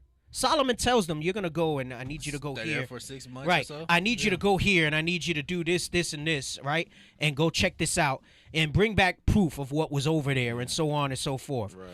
Their mission wasn't to stay here for 6-7 months. It was come here, discover it, see what was there, bring some stuff over, right? Meaning the Most High must have given Solomon divine revelation about this. Right. And it wasn't for Solomon to get wealthy. That was a byproduct of it. It was so that by the time you get to 533 BC in 2nd Ezra's, those elders understood that there was a place that they could go that was not on that side of the earth. The fourth and part. they said well, there is some place, because it's chronicled in our history through the wisdom of Solomon that there is a place that we can go. Hey. Prepare thyself to the search of thy father. Hey, and I was reading, after we were reading, I was kept on reading. The Persians burned the Bible.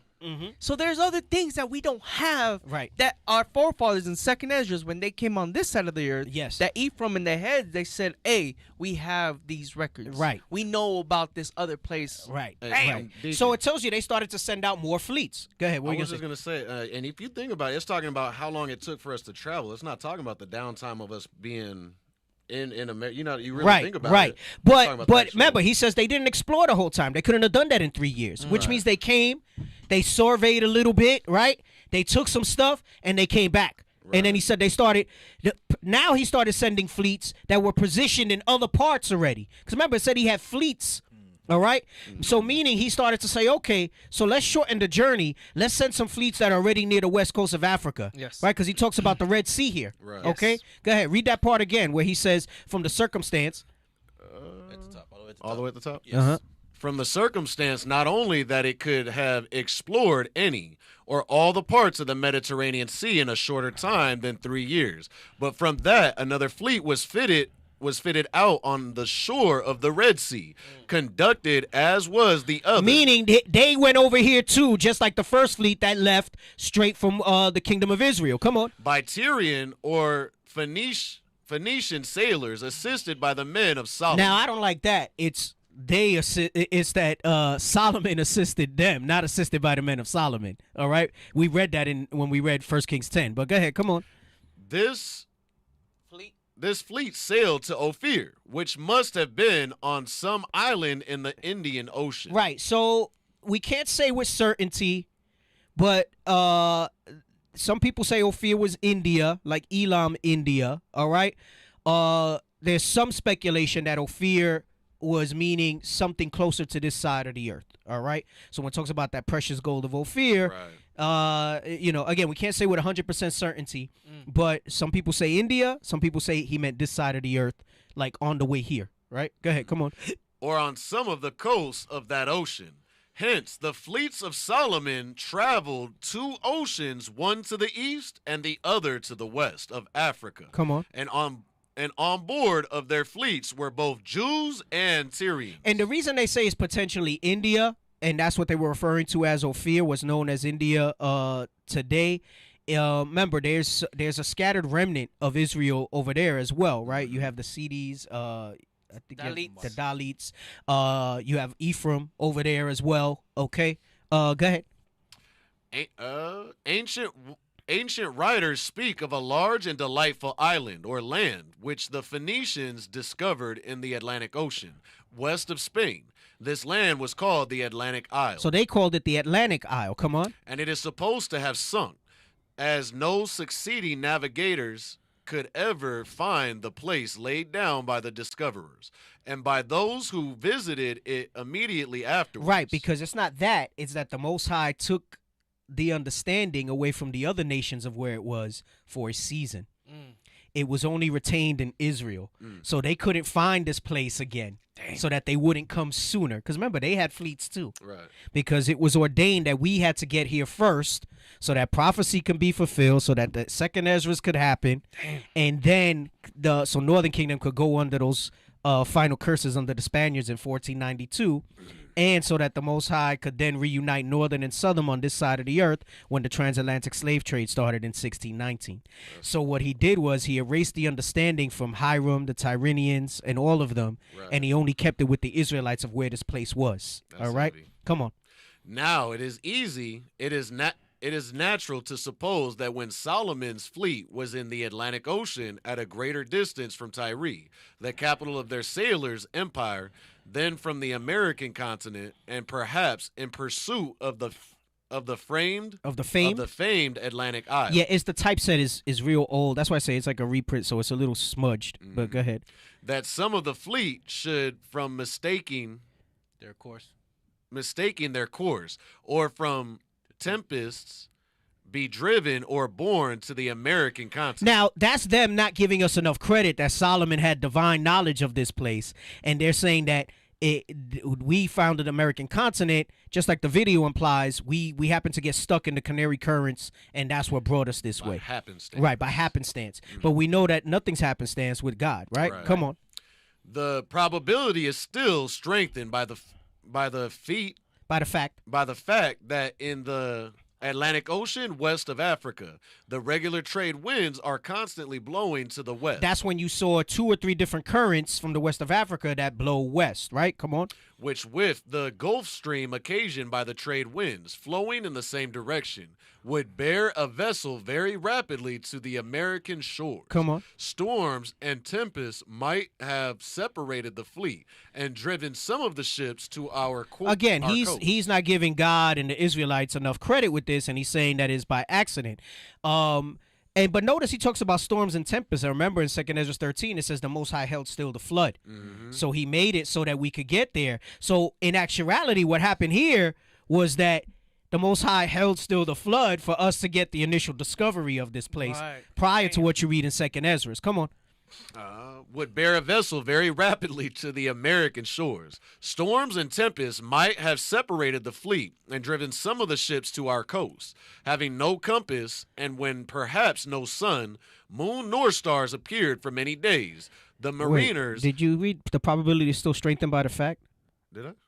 Where's that at? Oh, no, you did read that. Would bear vessel very rapidly. Okay, I'm sorry. You're right. Having no compass, come on. Having no compass, and when perhaps no sun, moon, nor stars appeared for many days, the mariners may have become... That's not the case. Remember, Issachar had understanding of those things. All right, we read that in 1 Chronicles 12. Come on. Lost their course, and instead of reaching the desired haven, landed in the New World. Again, that's just them trying to discredit us. Yes, that we got here by accident. That's the same thing they said happened with Columbus. Exactly. That's the same BS they said about Columbus. That's the same thing they say, right? Come on, read. Daring enterprise might have induced them to direct their courses through the western waves in quest of lands which had never been found. 2 Ezra 13:41. In other words, read that. We draw No, 2 Ezra 13:41. Okay, my bad. 2 Ezra 13:41. He said, lands which had never been found. In other words, read that. The book of 2 Ezra 13, verse 41. But they took the counsel among themselves that they would leave the multitude of the heathen and go forth into a further country where never mankind dwelt. Lands which had never been found, where never mankind dwelt. But remember, by the time you get to Ezra's, how did they know that? A lot of times that's not brought out. And there's an understanding there. And the assumption is they had divine intervention, but it wasn't in that moment. The divine revealing of this place was given to Solomon. This is why he sent fleets here. This is what we're reading in this history here. That was given to Solomon And then we had that recorded through history. So by the time we were given liberty, all right, we were said, okay, there's a place where we could go. That's how we knew there was a place. Right. There's a safe haven. There's a place we could go to get away from these heathen. And they knew they needed to get away from them because you read that in Judges. 5. No, is it 2 or 3? 1 through 3. One of those. Yeah. Anyway, go ahead. I'm sorry. Come back here. Come back to the book. So it says waves. Come on.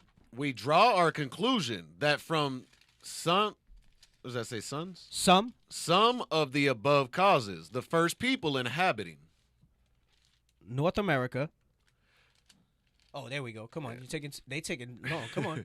North America were driven to our shores, that these people were Phoenicians or Tyrians and Jews. But it wasn't. See how he contradicts himself? He said how some fleets they forgot where this place was. All right? So it says the first people inhabiting North America were Jews. Right. Where the bombs It at? was Israelites. Bro, I think they are back there taking notes or they doing something else. I pray they not asleep because it's too strong for them to be asleep. Bro, we got no bombs. We got no effects. Man. They there in their notebook highlighting stuff. Don't worry. I'm going to bring it over here. I'm going to bring the Oh, my goodness. Bro, yeah, you got to bring it here, bro. You got to bring the control for that here. Oh, my goodness. It's telling you that the first people who inhabited this place were the Israelites. Right. Come on.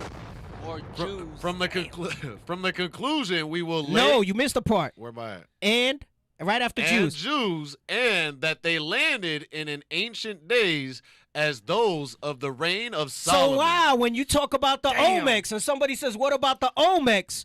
That's not African. It's not Hamites. It's the Israelites. That's right. Because under the reign of Solomon, we had discovered America. The Israelites discovered America. Come on, read. From this conclusion, we will lay our premises and endeavor to support them by as many facts as have fallen under our observations, and by such as good authority enables us to employ.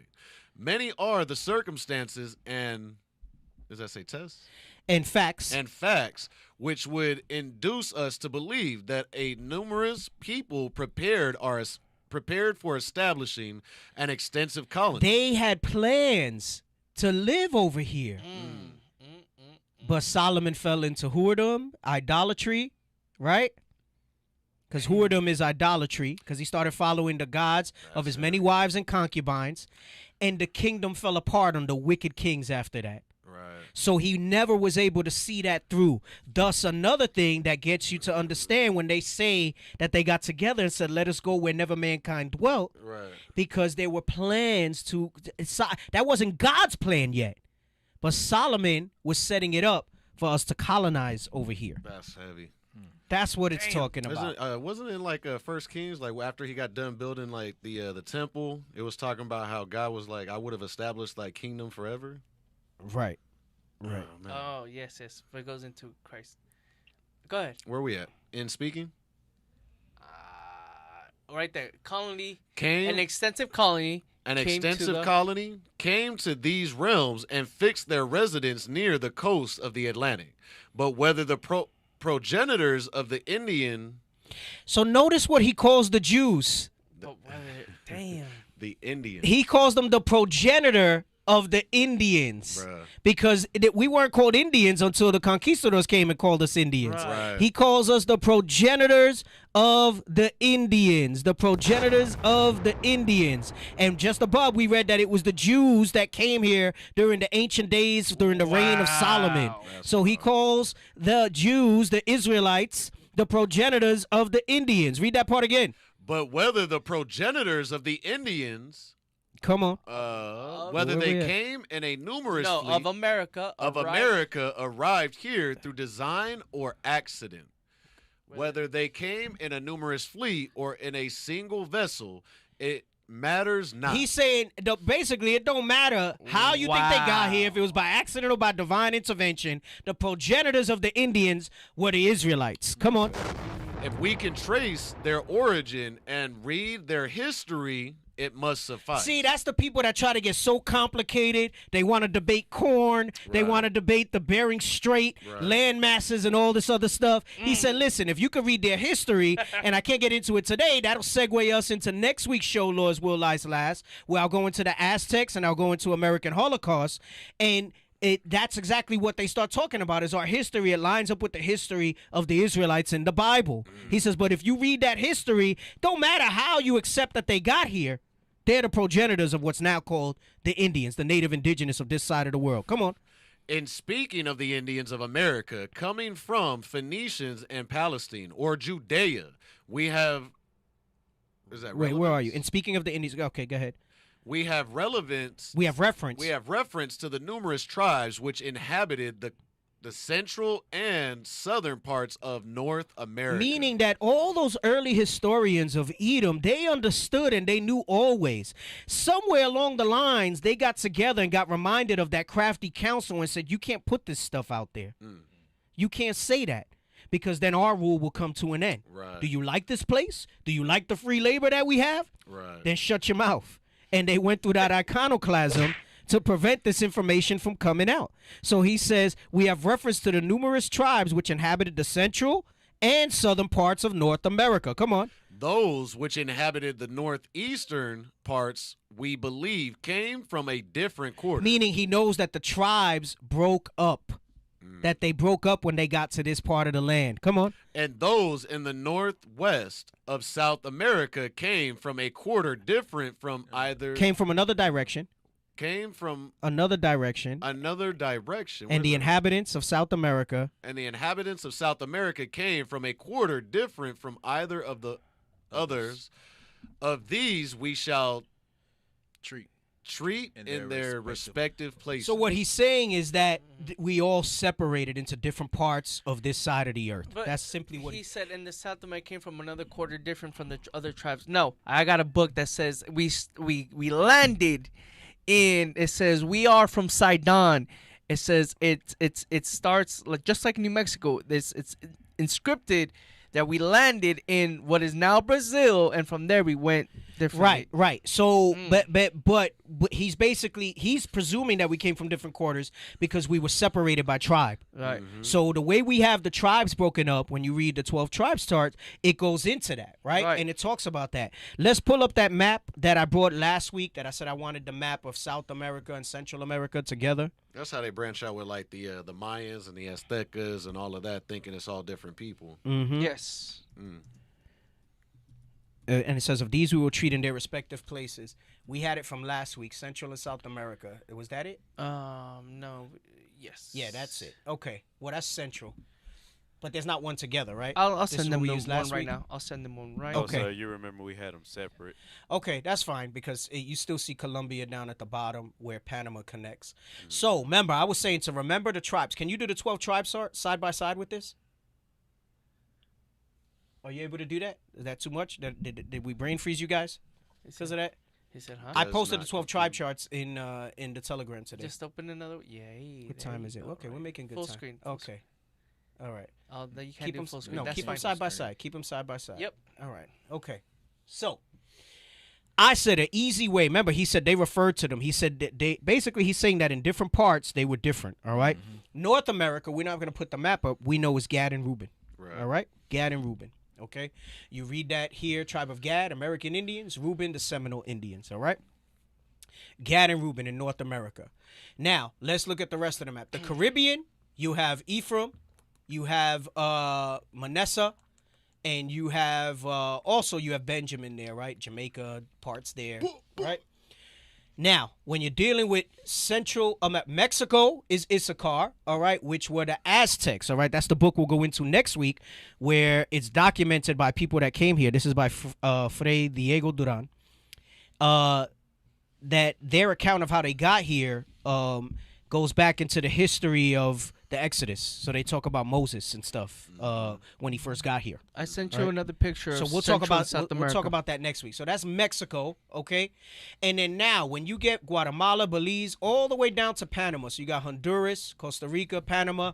That is Zebulon, all right? That is Zebulon. And that is the Mayas. Those are the Mayas, right? You read that in Deuteronomy 33:18, and it says the Aztecs and the Mayas. It says in Zebulon in his tents with Issachar. All right. We'll show some more maps and stuff like that next week. We won't have time today for that. Okay. Now you see that Colombia is showing at the very tip of West Central America. So it's real easy, right? Because some people go, "Oh, where you from?" "Oh, I'm Nicaraguan. I'm Honduran." Damn, and I forgot to go over the thing with Nicaragua today. The new rule over there is kicking out all the Catholics and all Christianity. Yeah. Really? Yeah, I forgot to go over it. Remind me to go over it next week. I posted it. I think I posted the video. I forgot to go. I wanted to start with that. Wow. They burning Caesar Borgia. Yeah, they're burning Caesar Borgia. Now everybody's saying, "Oh, it's a revolt against this stuff or whatever." The guy in the video says, "I think Christ is returning soon because of seeing this," but not because of what he thinks. Not because white Jesus being burned. That dude he realizes that Christianity is white supremacy, so he's kicking all the Christianity out. Right, trying to get rid of it. Right, now. he's kicking all of it out. So if you're ever confused, I was talking about this last week, and you want a simple way to understand the tribes, all right? Central America is Zebulon. Any of these in Central, so if somebody tells you they're from any of these places, that's Zebulon, all right? Mexico is Issachar, and then go to the South American map. Still leave the 12 tribes up.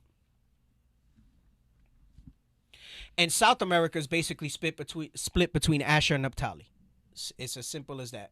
South America, okay. Make it with the 12 tribes, all right?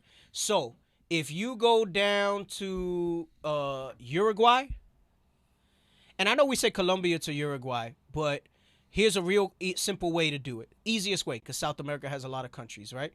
Naphtali is Argentina and Chile. Highlight those. Argentina and Chile. The rest of it is Asher. So you go Uruguay, Paraguay, Bolivia, Peru. There might be some overlap a little bit here and there because of the way we've moved around. But in general, all right, Peru, Ecuador, Colombia, Venezuela, Guyana. There's Benjamin in Guyana too, though, all right? You got Cayenne, French Guyana. All of that is Asher, all right?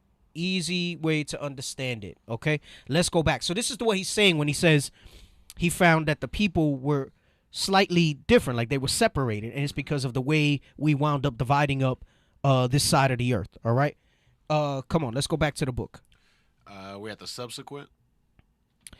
The subsequent parts, yes. The subsequent parts of the work are occupied with descriptions of the Indians of North America, their mental improvement, knowledge of arts, and science. They knew arts. They had mental improvement. They had sciences. All right. Meaning we were not savages. Right. We were an advanced civilization. Come on. And with notices of the remains of antiquity, the work of a more enlightened and industrious people than the present race of Indians. He's saying there was nobody at that time more enlightened and more industrious than what they call the Indians. Right. Very different narrative from what they teach us in school today about the natives when they got here, that we were naked, we were savages, right? But these are the earlier historical accounts. So meaning it was sometime after the 1800s that they changed this, because this was printed in the 1800s. So it was sometimes shortly after the 1800s that they started to change that. All right, come on. Some of these remains are... Oh, wait, he says, which have been found in America. Then the present race of the Indians, which have been found in America, which he's already established, are the Israelites. Come on. Some of these remains are... Minutely described and explanations of characters focused on... Found on Dighton Rock, Massachusetts. Meaning... damn, we're not gonna have time. Maybe we'll see if we finish this because we're almost done with this part here. But I wanted to go into some scripture too, meaning that there was those are the stones and different things that they found here that had Hebrew writing on it. Right. That's what he's talking about when he says the characters found on Dighton Rock, Massachusetts. Come on. And other places are attempted. Strong arguments and proof of the position assumed in the 3rd chapter are presented, as well as many incidents and facts of a deeply interesting character which we have not space to notice. Come on. With the annex paragraphs taken from different chapters of the work. We leave the work for the present. Right, meaning these are just excerpts from books. These were books that he had. So the books that he's getting this information from, they don't exist anymore. Or if they do, they're in some Edomite's library or collection that's never going to see the light of day. The Vatican. Right, maybe the Vatican. Right, I know we got to get into the Vatican. Yeah, See what's in there. Parts of the library that they won't let us in. Right, exactly. The parts of the library that they won't let us in. Right. Go ahead, read on. As America became settled by a civilized So people. notice they call us a civilized people. Far cry from what history teaches us that we were savages. Right. Come on. And the industry of the enlightened divested lands of the rough productions of nature, numerous remains of antiquity were discovered in almost every section of our country, which had been improved. And indeed, there is no part. Indeed, there is no part of our land, but bears evident mark of having been once settled, and improved by an enlightened, enterprising, and scientific people. No, but notice now you read Deuteronomy 28:37. They don't say nice things about that. We're a proverb and a byword. Right. He's calling blacks, Hispanics, all right, an enlightened, enterprising, scientific people. Come on. That they were very sufficiently. Is that that they were very numerous. The external and the extent and magnitude of their works sufficiently demonstrate. Right, meaning what they found over here and through iconoclasm they destroyed. See, this goes. If I had time, I was gonna then go into this book to talk about. So what we'll do is next week we'll start with this part again. We're gonna finish this page right here. Next week we'll start with this part again, so that we can segue into the other books, and then I got some more scriptures on it too. But go ahead. These remains of antiquity consist in walls, tombs, mounds of an enormous size, posts, chimneys, stones, axes, hatchets, arrows, and numerous engravings on rocks. Right, because they're always talking about Egyptian hieroglyphs and all these ancient places that they find, but then you come here and they show you a child's drawing and say that was our drawing. And this is what I mean by that. They'll show the cave writing or the drawing of the buffalo and this and that, and it looks rudimentary, right? It don't look like as nice as the hieroglyphs. That's why I say that's a child's writing. Or mine, because I can't draw for the life of me. Right? So that's a child's drawing. And they'll show you that and say, see, they were savages. Look at their primitive drawings. But he's saying that the stuff that they found in our inscriptions and everything showed how advanced, industrious, and civilized we were. I have videos where that Father Crespi and how he... Well, if we have time, we'll show some of your videos. Oh, because we're almost done with the excerpts here. You want to? Yeah. It's like few of them. Well, we could show a few of them. Okay. And they have... Hey, and that in Puerto Rico, the doctor with the stones. Bro. Yes. And the Hebrew inscriptions on the stones. I think he wants to do a follow-up with us. He says he wants to learn more about us now. We've stayed in touch with him over the years, following up with him on the progress of the stones. Something at men's conference. And Officer Eliab was telling me that at men's conference. Yep. Go ahead.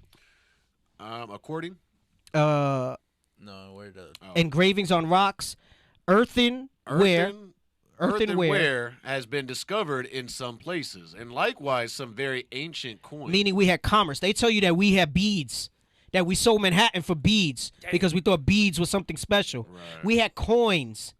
And I don't mean a little piece of wood with an engraving. What are coins? Precious metals. Right. Gold and silver. Right. Come on. Knives, axes, and hatchets of curious workmanship in iron and steel. Remember how we read Zebulon? They were with weapons and stuff. They understood how to deal with that. Come on. Have been found in several mounds. Right. Notice they'll tell you that we didn't have iron and steel, that we used onyx or obsidian when they came here. Yeah. Right. Or rock. We didn't have gunpowder.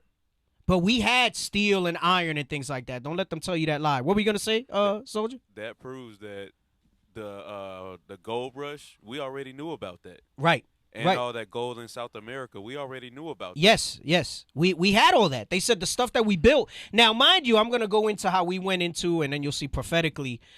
By the time they got here, we might have kept some of our customs, but we went into idolatry heavy, like as was prophesied with us, and we'll read excerpts from Hosea and stuff next week to get into that. But go ahead. And steel, come on.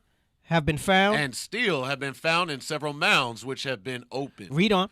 According to the reports of the Spaniards who first invaded Mexico. Not discovered, invaded. Right. All right, come on. The empire had been established in that place but between 3 and 4 centuries, and that the nation came from the east. This meaning we came from this side. And when they came at that point, it was 300 or 400 years that we were in the midst of idolatry. That's when he says the empire had been established 3 or 4 centuries. Come on. This was the tradition and likewise the records of the Mexicans. And like that's, see, I was going to go into the Aztecas after that. We just don't have time. It's too much information. Come on. We have supposed that they came from Asia in the days of Solomon. So when he says Asia, he's meaning this side. Remember, when you look at the map of Asia, right, it's this side of the earth, all right? So he's not saying that they're Asian. He's saying, remember, he said that he had fleets positioned in other places we read earlier, and that he sent, though the first fleet came straight from Jerusalem. Right. The other fleets he had already had in different parts of the earth over there. Come on. Which was about 1,000 years before the Christian era. About 1,000 years before they call the Christian era the era of them coming over here and bringing Christianity over here.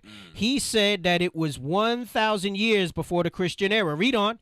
If they had resided in Mexico but 400 years when the Spaniards conquered them, they must have arrived there about 1,000 years from the time they commenced their pilgrimage. From the time they commenced their pilgrimage, from the time the conquistadors arrived, it was 1,000 years. It was 1,000 years.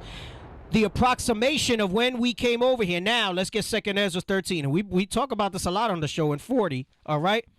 From 533 BC, which is what we estimate, to 1492 AD is approximately 1,000 years. It's approximately 1,000 years. Let's get the scriptures.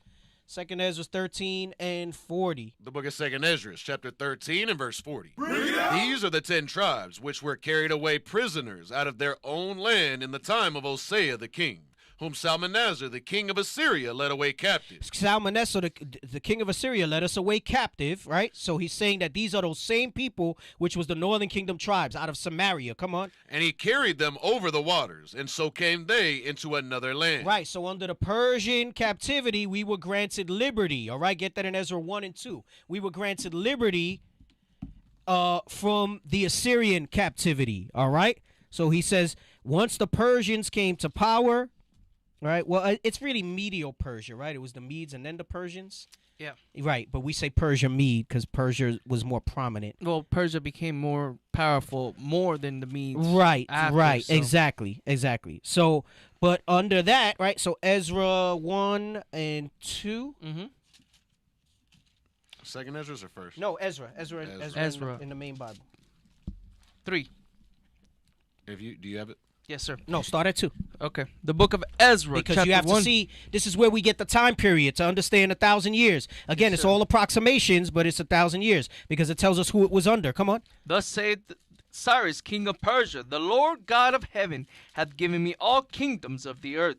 And he hath Cyrus, this is under Cyrus, the king of Persia. Come on. And he hath charged me to build him an house at Jerusalem, which is in Judah. Come on. Who is there among you of all his people? His God be with him, and let him go up to Jerusalem, which is in Judah, and build a house of the Lord, God of Israel. He is the God, which is in Jerusalem. Right, so he said, listen, go build Jerusalem. Go back and build it back up. Come on, read on. And whosoever remaineth in any place where he sojourned. Meaning some of them, you could stay here in Persia, right here close to us in the capital, all right? Or you could go wherever the hell you want. You don't got to go to Jerusalem if you don't want to. Come on. Let the men of his place help him with silver and gold, with silver and with gold and with goods. See how it's important to understand this history? Because if you're just coming out of captivity in 2nd Ezra 13, you don't got nothing. Right. So how did they buy their ships and have their money and their victuals to make the journey? They were given reparations by Persia. And I'm gonna prove that this verse is real. By Persia. With the videos that I got, I'm gonna prove that this verse right here all praises. Is real to the T, bro. Come on. I'm sorry, I got excited. No, it's good. With gold and with goods and with beasts, besides the freewill offering for the house of God that is in Jerusalem. Right, for the house of God. That's rich. But guy, read verse 5. Verse 5. Then rose up the chief of the fathers of Judah and Benjamin, and the priests and the Levites with all them whose spirit God had raised to go up to build the house of the Lord, which is in Jerusalem. Meaning some northern kingdom stayed behind. This is why you get to John 4 with the woman by the well, so on and so forth. Not all of them left. It said those of them who were in the spirit to stay behind, some of them stayed behind, all right? But the vast majority, when you read 2nd Ezra, then came out from here, right? Come on. Go back to 2nd Ezra 13 and 40 again. The book of 2nd Ezra, chapter 13 and verse 40. These are the 10 tribes which were carried away prisoners out of their own land in the time of Hosea the king, whom Salmanasar the king of Assyria led away captive, and he carried them over the waters, and so came they into another land. But they took this counsel among themselves, that they would leave the multitude of the heathen, and go forth into a further country. I'm sorry, I had this written in the wrong spot. Just so you understand how they were displaced, real quick, how the Assyrians rolled. 2 Kings 17 and 24. Because we often talk about it, but I don't bring the precept out, all right? Yep. The book of 2 Kings, chapter 17 and verse 24. And the king of So I'm sorry. In verse 40, there's a bunch of history that's just summarized in like 3 sentences, right? Come on. And the king of Assyria brought men from Babylon, and from Cutha, and from Ava, and from Hamath, and from Sepharvaim, and placed them in the cities of Samaria, instead of the children of Israel. So that was the Assyrians' custom. They would remove the people from there and place them in there, like these people that they also had rule over. They had Babylonians, they had Cutha, they had Ava, they had Sepharvaim. All right? Come on. And they possessed Samaria and dwelt in the cities thereof. Right. So the Israelites, they brought them back to Nineveh. Okay, so most of them were brought there instead of leaving them in Samaria in their captivity. This is why they had to then come and go back. Go back to 2nd Ezra. The book of 2nd Ezra, chapter 13 and verse 41. But they took this counsel among themselves, that they would leave the multitude of the heathen. So this was around 533 BC, more or less. Now we know BC counts down, right? So 533 to 0 is roughly 500 years, right? 477, all right?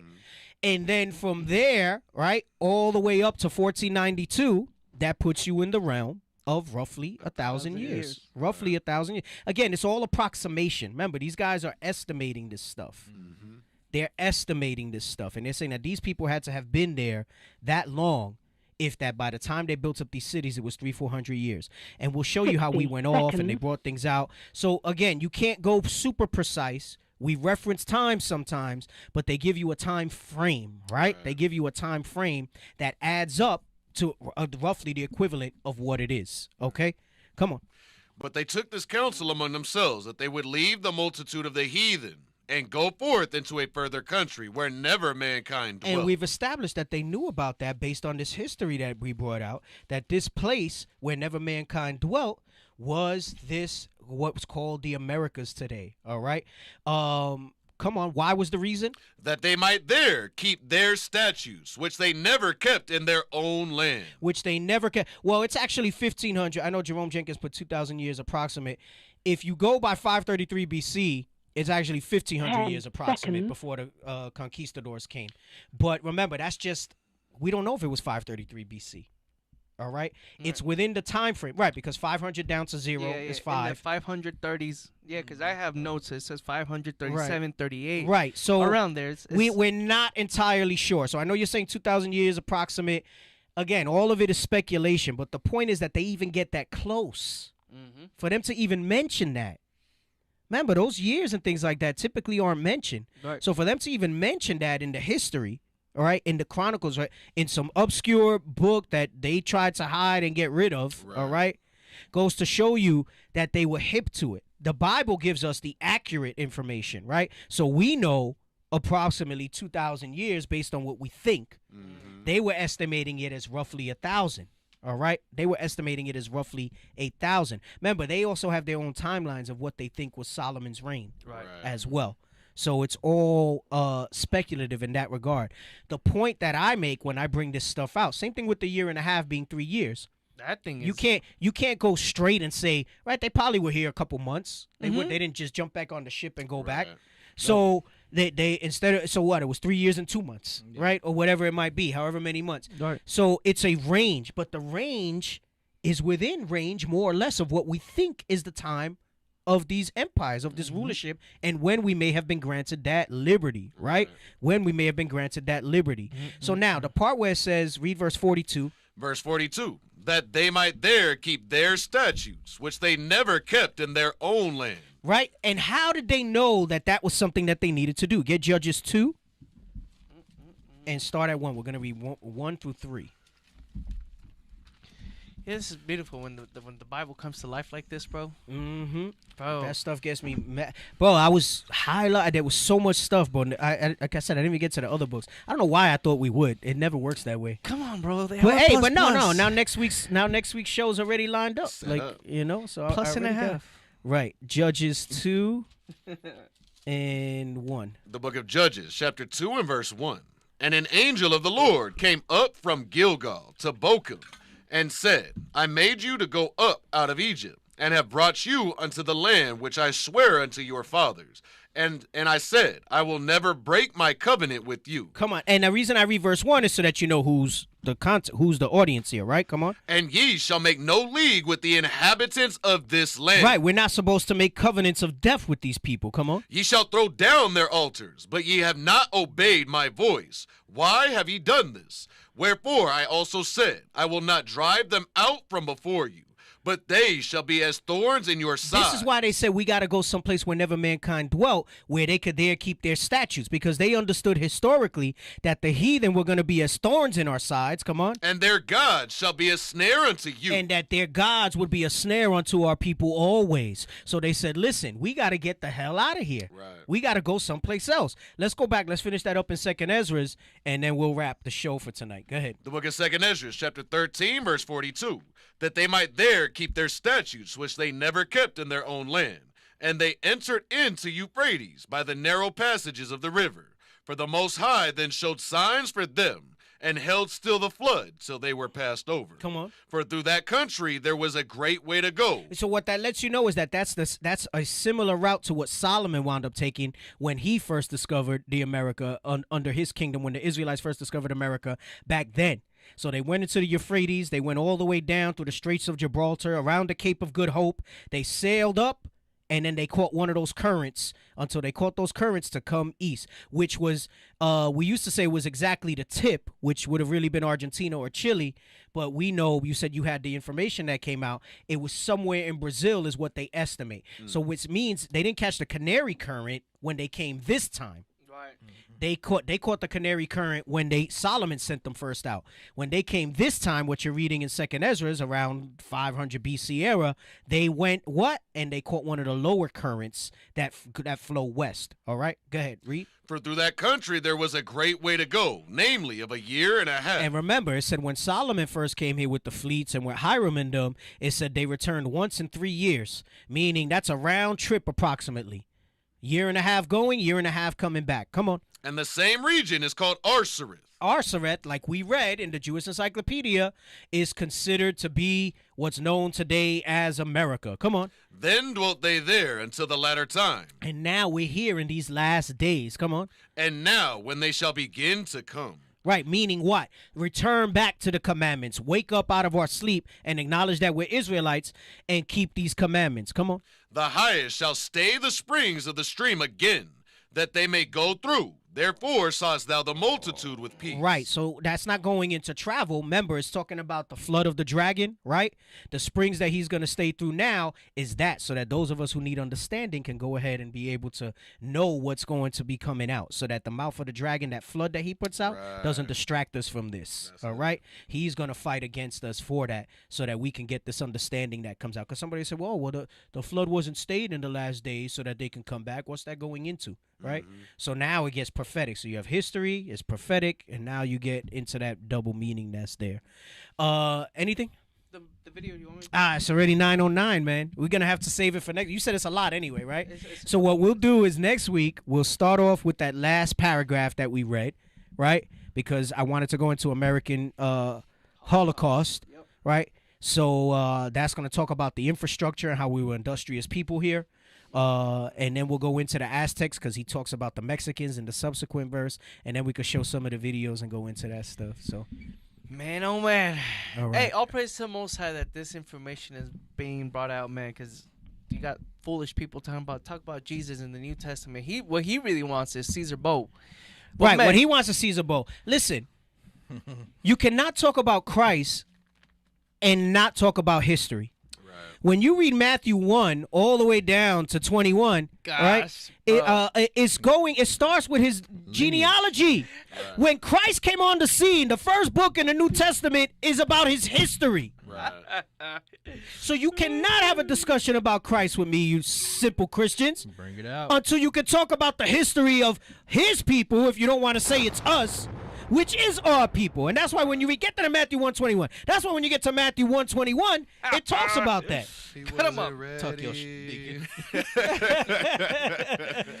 The book of St. Matthew. Start at 1 and 1, and then jump to 21. The book of St. Matthew, chapter 1 and verse 1. The first book in the New Testament starts with this. The book of the generation of Jesus Christ. The generation of Jesus Christ. It's going into his lineage. Come on. The son of David.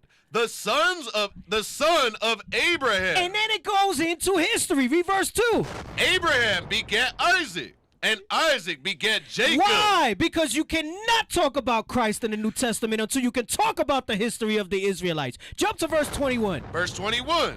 And she shall bring forth a son, and thou shalt call his name Jesus, for he shall save his people. The people of his generation, which he begot Isaac, and Isaac begot Jacob, and Jacob begot Judas and his brethren. Come on. From their sins. He will save the Israelites, his people, from their sins. So you cannot talk about Christ to me. You cannot talk about why are you in the Old Testament? Why are you talking about history? Don't talk to me about Christ until you can talk about his generations. That's dummy. Right. Get out of here with that stuff. There's your wake up call. You got me amped when you said that. All praise to the Most High. All praise to the Most High. All praise to the Most High. All right. That's the show for this week. We'll be on next Wednesday, Lord's will, 7 p.m. Arizona time. That's 10 p.m. Eastern. All right. Was that 9 p.m. Central? Yeah, 9 p.m. Central, 10 p.m. Eastern. All right. Continue to like and support. Hey, if you're watching on IUIC in the Classroom 2 or IUIC TV or Facebook, do us a favor. Go over to IUIC Phoenix on YouTube. Like, subscribe, throw some comments in there. Check out all the social media that we have in the lower third down there. And, hey, I'll be remiss if I don't say this. We need y'all to support the Booster Club with whatever you can. We are planning a trip in the fall. Okay, we're trying to hit 3 Northern Kingdom countries. We're not going to say what they are or exactly when the dates are, but we definitely need to start raising funds for that. You'll see that down there in your lower third. IUIC that fundraising at IsraelUnite.org. Whatever you can send, all right? Don't assume that others are sending or whatever. These trips are only possible. The scripture says his line will go out in all the earth. This gospel must be preached in the whole earth, and then the end shall come.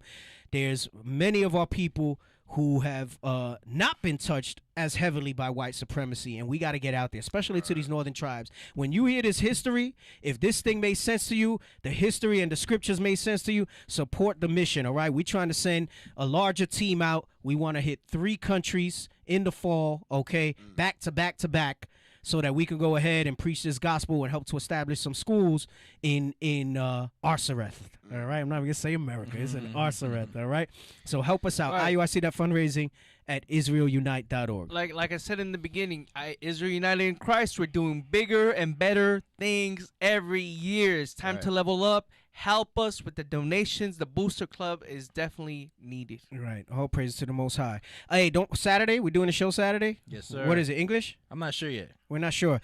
Exclusively on Facebook, 11 a.m. Arizona time. All right. You get an hour of power instead of 2. Okay. And we're hosted by the officers. All right. Good topics come out on there as well. Support that as well. All right. Y'all be safe. Stay in the spirit, all right? Make sure you study, pray, and apply. Big things coming for the nation of Israel and within IUIC as for what we're doing for our nation, all right? And with that, we say shalom. Shalom.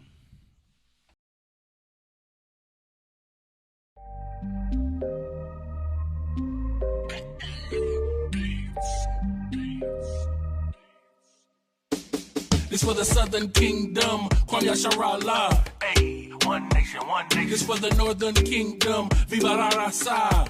We one nation, one nation. This for the Southern Kingdom, Kwam Yasharala. Hey, one nation, one nation. This for the Northern Kingdom, Viva la Raza. We one nation, one nation. It wouldn't be Israel without Mexicans. Black love, brown pride, cause we next to kin. We ain't gotta tell Esau to let's be friends, cause we above all nations and we better than them. We the salt of the earth, ayy, ayy. And we been king since birth, ayy, ayy. We put the kingdom first, ayy, ayy. And they gon' get this work, ayy, ayy. We was chosen, not cause we the most of the people. Few in numbers, but we over the people. We gods of this earth, we ain't supposed to be equal. Stop playing, you emotional people. The good gotta triumph over the evil. So my foot's on the throat of the eagle. Their tongues will confess that we the people. Cause my nation ain't never been feeble. For the Southern Kingdom, Kwam Yasharala. Hey, one nation, one nation. This for the Northern Kingdom, Viva la Raza. We one nation, one nation. This for the Southern Kingdom, Kwam Yasharala. Hey, one nation, one nation. This for the Northern Kingdom, Viva la Raza.